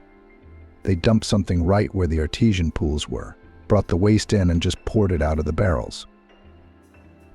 Emily was shocked, but from the results, the water was the problem. The heavy metal levels were more than 20 times higher. The administration had already banned the use of the spring water for any purpose. Since few people kept livestock in the village, the deaths were not so widespread. The goats suffered the most. Isaac Alexander called the region time and time again, beating out the necessary drugs. The case reached New York. It was impossible to delay it, threatened the death of people. More doctors came to the village from other districts. The seriously ill began to be sent to places where there were opportunities for treatment and could be connected to the machines. The 3rd day was over. Emily and the doctor were going home. The relative they were staying with was feeling better, so there was hope for Isaac Alexander. Is that your brother? Emily asked him on the way home. I'm very happy for him and for you. No, he is my wife's brother, Isaac Alexander answered. After her death, we sometimes communicate. Emily sank back into herself, remembering last night's dream. Her whole body was covered with goosebumps. Actually, they were supposed to arrive tomorrow morning, but Isaac Alexander decided to return at night. Emily didn't bother calling the household, carefully opened the wicket gate, then inserted the key as well, and the front door opened. The house was dark. Emily went in to see her son. He was asleep. She headed to her room and William was gone. Her wife walked to the hall, but he was absent there as well. She walked toward the garage. William always drove the car in for the night, and to her amazement, the car wasn't there either. Emily felt dizzy and dialed William. He didn't answer. It was 2 on the clock. God, where is he? She sobbed. Her nerves had frayed over the last few days, and Emily couldn't keep her cool. She could barely sleep. She had to stay home tomorrow, and her shift started the day after. Mom, hi. Andrew was surprised to see her early in the morning. I thought I would see you only in the evening. Son, where is father? She asked in a trembling voice. Did you see him last night? Yes. When I went to bed, he was at home. Andrew answered at once. Yeah, he'd already left for work. Look at the time. Dad's got a big order now, so he's leaving early these days. So you haven't seen him in the mornings? Emily asked. Andrew, answer me. No, shrugged his son. Mom, what's going on? We weren't even expecting you until tonight. Dad said you'd go straight to work from your business trip. That was right. That was Emily's plan at first, but the other post nurse gave her until tomorrow morning to rest. Emily had forgotten to warn William about that. Something's not right here, she thought. When Andrew left for school, she wondered, where has he been sleeping all this time? It's no use asking him. I must find out for myself. William opened his eyes and stretched sweetly. Amber lay next to him. She was still asleep. The man got up and began to dress. This has to end, he muttered to himself. Our affair had gone on too long. Still, William couldn't help himself. He didn't know what he wanted. He didn't want to lose Emily, because she was a reliable person. With her, he could spend a peaceful old age, and if anything, she would look after him. On the other hand, he was bored. He stood and looked at himself in the mirror and saw great potential. Except with Emily, it wasn't being realized. He wanted passion, crazy emotions, in general, everything that usually happens with mistresses.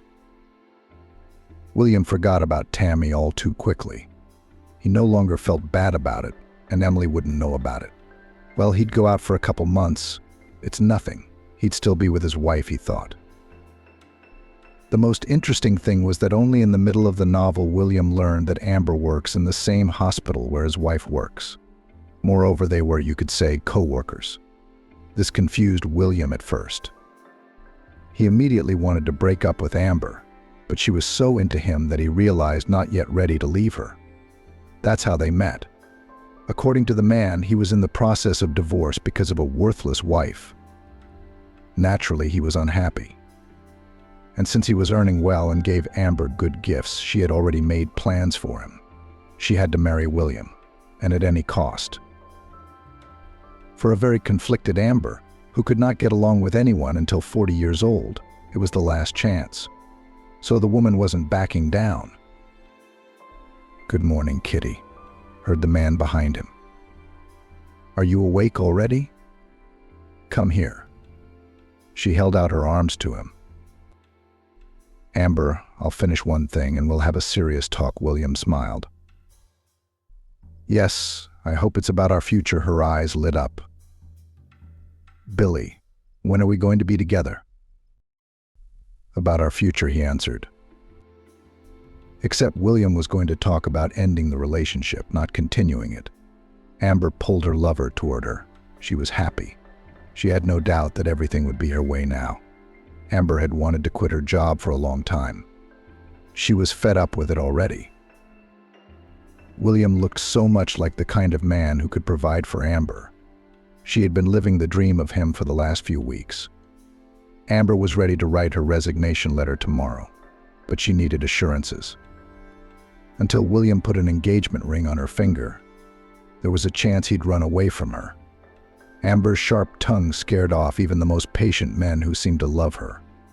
All in all, the lovers made different plans for each other.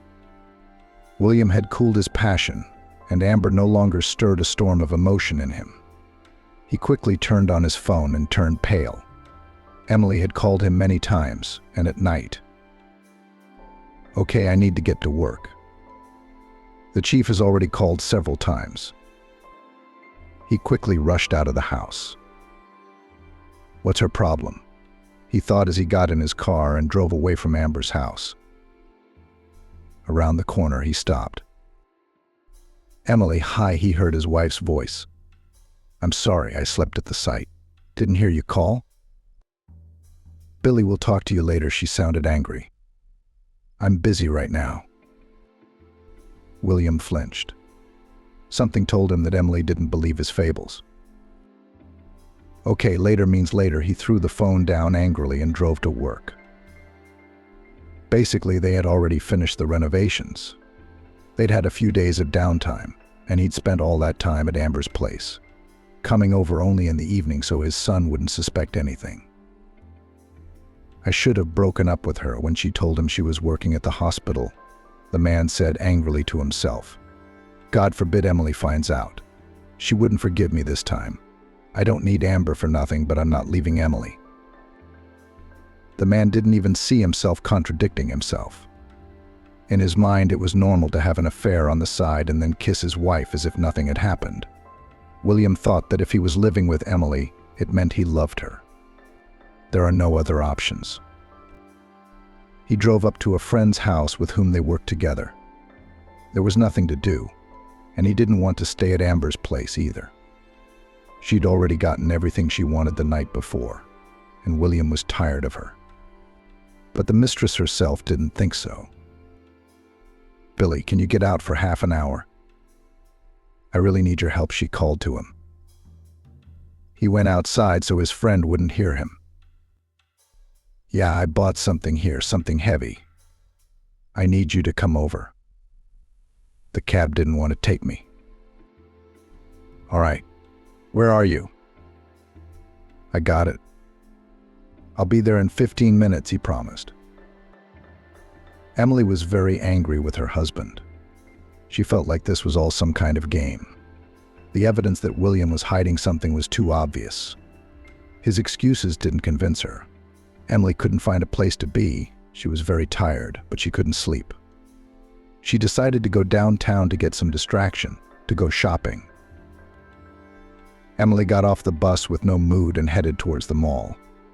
She sat down on a bench. It was nice out, she sighed and looked around, and her gaze fell on the cars standing near the building. In the far corner, she saw some woman kissing her beau. Emily looked closely, but didn't see anything unusual. The lovers were too far away to see them in detail. But a car pulled away, and suddenly Emily saw that it was their passenger car. She had no doubt about it. Cab. She ran up to the car with the checkered license plate. Please follow that blue Lada, just so they don't see us. We're in pursuit, laughed the cabbie. I hope there won't be a shootout. No, Emily said angrily. I don't have a gun. I don't carry them in public. The man froze in his seat. He didn't really like the passenger's joke, and they drove for about 20 minutes. William turned down a street. The cabbie followed him. The car stopped and Amber got out. The cab drove past. Emily tried to hide so she wouldn't be seen and saw her husband pulling something heavy out. It was a struggle for the woman to get home. She was torn by unbearable pain. She was alone, screaming for relief.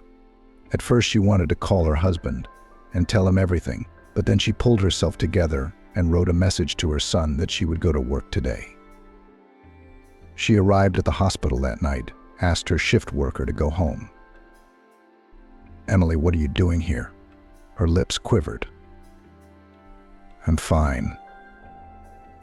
I thought I'd let Lily rest. I'll be on duty tonight. Can't you, Alexander? Looked at her pale face, answered nothing, went to his room. Emily didn't know he was sleeping at the hospital tonight, too. He'd gotten a good night's sleep during the day. While they were gone, a patient had been brought in who urgently needed help. He had to be under constant observation for at least a couple days. It was almost 1 o'clock in the morning. Emily sat in the nurse's room, crying. She didn't want to live, even though all of this was obvious. Emily didn't think she couldn't live through it this time. I'm sorry, Andrew, she whispered. Son, but I can't go on like this. She moved the jar of medication toward her. She didn't have the strength to fight anymore. She gave up, brought a mug of water to her lips, trembling, poured the pills on the table. Everyone slept so she would be found dead in the morning. Emily was so absorbed in her pain that she didn't even hear the footsteps. She put the palm of her hand to her mouth with the pills. "What are you doing?" Isaac Alexander rushed to her, grabbed the nurse's hand, and all the pills flew to the floor. "Emily, what's going on?" He squeezed her palm so tightly that she even shrieked. The woman stared at him blankly. The doctor opened the faucet, drew water, poured it over her head with lightning speed. "What are you doing?" "I'm wet." She came to her senses. She waved her hands away from the doctor. Isaac Alexander still managed to wipe her hair with a towel. He pulled the woman against him. Emily hugged him and sobbed loudly. "It's all right," he said in a gentle voice. "Emily, you're going to feel better now." He grabbed the nurse and dragged her into his office. He quickly took out some pills and threw them into a glass of water. Emily managed to drink them down. She was trembling. Isaac Alexander kept stroking her head. She began to calm down. "Thank you," she whispered. "Oh my God, I almost poisoned myself." She didn't even have the strength to cry. Isaac Alexander put her on the couch and stayed with her until she fell asleep. "Stupid girl," he scolded as he returned to his office. "No problem is worth taking your own life." Around 6, Emily opened her eyes and immediately remembered what had happened. She felt both ashamed and hurt that she could have died. She opened the door. Isaac Alexander was asleep. She gazed into his face. It was filled with light. "I guess there are angels on earth after all," she thought. That's how kindness and a desire to help people hide behind coldness and calculating. Isaac Alexander seemed so dear to her. Emily sat quietly in her chair and watched him. She didn't know how much time had passed, but at one point the doctor opened his eyes. "How long?" he asked immediately. "Emily, are you okay?"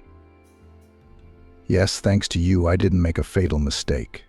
Otherwise I wouldn't be here," she lowered her eyes. "Can you tell me what happened?" The doctor sat down on the couch. "Judging by what you wanted to do, something serious." "My husband cheated on me." And not for the first time, tears flowed down her cheeks. "When we were still living at home, he had an affair with our neighbor." And now Emily was silent. "And now my husband is having an affair with Amber, remember? She told me at her birthday party that she'd met a prince. Well, it was him. I saw them together. Yeah, at Santa Barbara." Isaac Alexander scratched his head. "But if he's such an unreliable man, then he's hardly worth you taking your life because of him." "I certainly won't now. It was some kind of obsession. I don't know how to explain it to you. I was in so much pain," she whispered. "I understand. I was in the same situation myself once. After my wife died, I didn't want to live either. I tried slitting my wrists once, but I couldn't. And the second time I wanted to hang myself. But all the time someone held me back. I trusted this force, and now I am grateful to God that he did not allow my death. You have to live, no matter how difficult it is. It's the only way to understand why we've been given all this." Emily calmed down. She realized clearly that she would not stay with William, no matter how much their son suffered. She could never forgive her husband again. By 8, Amber came in, radiant. Emily was as cold to her as ever. "Were you tortured last night?" She was outraged. "Why are you looking at me like I'm the enemy?" Emily went to change. A doctor approached the post nurse. Isaac Alexander asked her to come in to see him. "You wanted to see me?" Amber tossed the doctor nonchalantly. "I see Semyonov hasn't gotten any better." "Yes, but this isn't about him," the doctor replied calmly. "Amber, I'd like us to have a private conversation." The nurse jumped. The first thing that came to her mind was that Isaac Alexander would be imposing on her as a fiancé. "Amber, a bad situation has come up," he began, "and I don't even know how to tell you about it." "What is it?" the woman exclaimed impatiently. "If you want to ask me out, I'm sorry, I'm busy." "That's exactly what this is about. Amber, are you going to marry someone else's husband?" Isaac Alexander's cheekbones flared. "I don't know how this mistake happened, but your fiancé is Emily's husband. She saw you outside the mall yesterday. She followed you in a cab to your house. Her husband gave you a ride," Isaac Alexander pointed out. What a load of crap. Amber jumped out of his office and started calling her lover. "Billy, answer quickly." "Your wife, Emily." William disconnected immediately. Amber tried calling him many more times, but he blocked her number. Emily had already gone home, so she couldn't talk to her in person. William realized he was busted, angry at himself, but he had to get out of it somehow. The best option was to disappear out of sight for a few days for now to figure something out. Amber dialed up her rival. She was insanely angry, except the woman didn't realize that Emily had nothing to do with it at all. "You stupid fool," she yelled into the phone. "Why are you slandering me? Are you trying to make me look bad? You're having an affair with Billy and you want to get rid of witnesses." "Amber, what are you talking about?" Emily tried to talk to her calmly. "Are you the one going out with my husband? I didn't interfere with your family." "You're lying," Amber screamed. "Are you sleeping with that asshole? I saw you. So you're cheating on your husband? The bitch loves my Billy." The woman didn't want to admit she'd been caught. It wasn't even that William had inherently lied to her. Amber didn't want to admit she'd gotten herself into such a messy mess. She just couldn't. Her reputation wouldn't let her.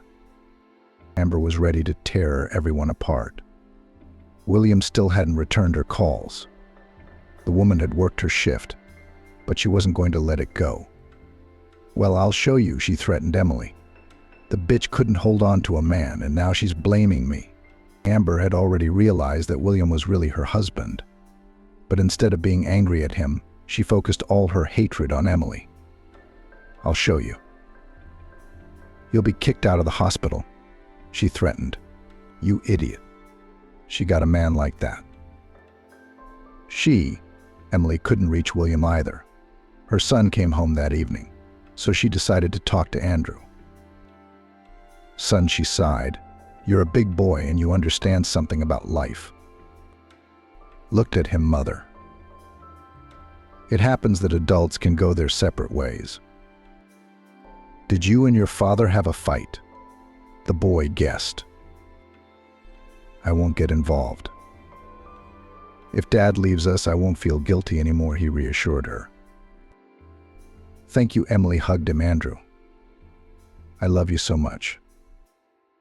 She already wanted to fly out of this cage to freedom, and she finally calmed down. She no longer saw any obstacle to staying with her husband. She had endured almost a year for her son's sake, but William had not changed. And Emily had no idea what problems lay ahead. Emily entered the hospital. She hated to cross paths with Amber, but Amber was waiting for her. Remember, she whirled her hands in front of her face. "I'm not to be trifled with. Is it your fault that Billy cheated on you? I know what was really going on between you two. He told me everything. The other guy would have kicked you out of the house a long time ago." She was yelling really loud on purpose. "What did he tell you?" Emily asked with her arms crossed over her chest. "Did he catch me with a man?" "That too," Amber said angrily. "I can see why you got your hands on that robot. Billy told me how you were having an affair with the guy in charge at your house. He wouldn't leave you for your son."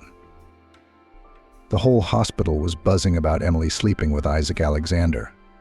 Naturally, Amber did it deliberately to cover her dirty deeds. Now, there were few people who believed Emily's words, even if she did say that Amber had been out with William. Emily knocked on the door to the doctor's office, walked in and couldn't stand it, covered her face with her hand and sobbed. "Emily, what happened?" He came up to her. "Did your husband hurt you?" "No. Amber told everyone that you and I were lovers." "Can you believe it?" she sobbed. "What the hell is that?" He swore. "She's confused about her connections. She can't see what's true and what isn't. And the worst thing is that everyone believes her." Emily looked at him with eyes full of tears. "Idiot." She asked for it. He left the office abruptly. "I'll cut her down." After lunch, the head doctor summoned Amber to his office. Isaac Alexander and Emily were already in the office. Amber Stevens, the chief, addressed her. "On what grounds did you decide that your co-workers were engaging in lewd behavior at work? Did you see it with your own eyes?" Amber really wanted to lie, but she felt the consequences would not be pleasant.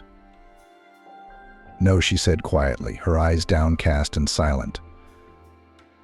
The head doctor gave her a hard look. Unfortunately, he did something she had not expected. He paused. "You are fired," he said loudly. "Bring a statement, and I'll sign it." "Take it easy," the head doctor said. "Amber, like you, are a pond, and real specialists like Isaac Alexander can be counted on the fingers. If you had a brain, you wouldn't be making all this up." Amber walked out of the head doctor's office in crocodile tears, and her career was over. Her job didn't seem so bad now. Amber had gotten a small house from her first husband, so basically she'd settled into life pretty well. Now she had no money and no job. Emily thanked the doctor for his support and got to work. She decided not to wait any longer. Tomorrow morning she would try to find her husband. "Isaac Alexander, let me use your phone to make a call," Emily asked the doctor before leaving. "My husband doesn't take my calls." The doctor handed her the phone and left the office. Emily had a feeling William would answer it for her, since the call could have been from a potential client. "Hello," the wife spoke quickly. "I'm filing for divorce. There can be no talking. Your half of the house I'll buy out." "Okay, I'll be there," William angrily replied and disconnected the phone. Emily drove home with only one question: where would she get the money for the house? Perhaps there was something her parents could do to help her. Maybe he would agree to match the alimony? The thought crossed her mind, though I'd even agree without them, just so he'd be out of my life. Before Emily could enter the house, William appeared on the doorstep. Andrew was already at school. "Please don't be silly," Emily said immediately. "Billy, we're adults. Everything has to be paid for. If you didn't understand anything after the first time, you'll never understand again." William didn't really engage in dialogue. He agreed to give up his share of the alimony. Basically, he was making good money. He packed some things and left. Emily was overjoyed. As she found out later, he'd moved in with Amber. The latter walked around with her head held high and said that she was right all along, but as soon as she got what she wanted, she started acting like she always had. That's why William never even got married. 6 months later, he packed up his things and left in an unknown direction. Amber had no choice but to badmouth him now. It wasn't like she could make a fool of herself. It was always someone else's fault in Amber's life. The relationship between Emily and Isaac Alexander, on the other hand, had become friendlier and warmer. "Emily, come see me," the doctor called her one day. "It's an emergency," he asked. Emily rushed over. The doctor was standing by the window, as he always did. He had a cup of coffee in his hands. "It's my birthday today," he smiled.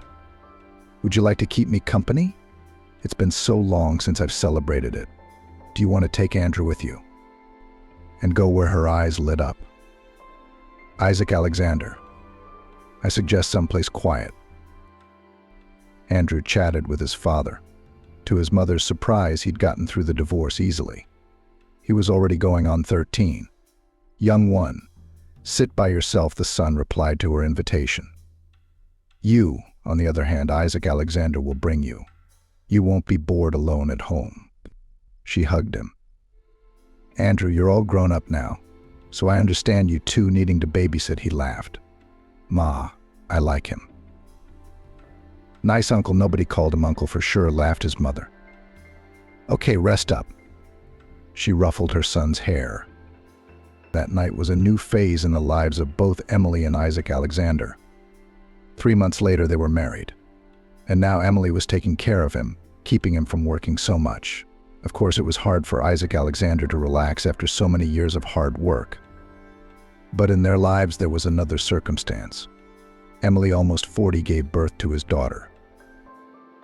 Isaac Alexander reduced the load at work to spend more time with his wife and children.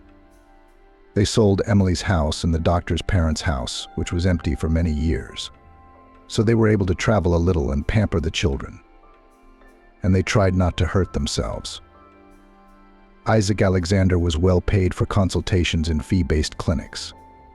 And Emily, as soon as her daughter grew up, returned to her home hospital.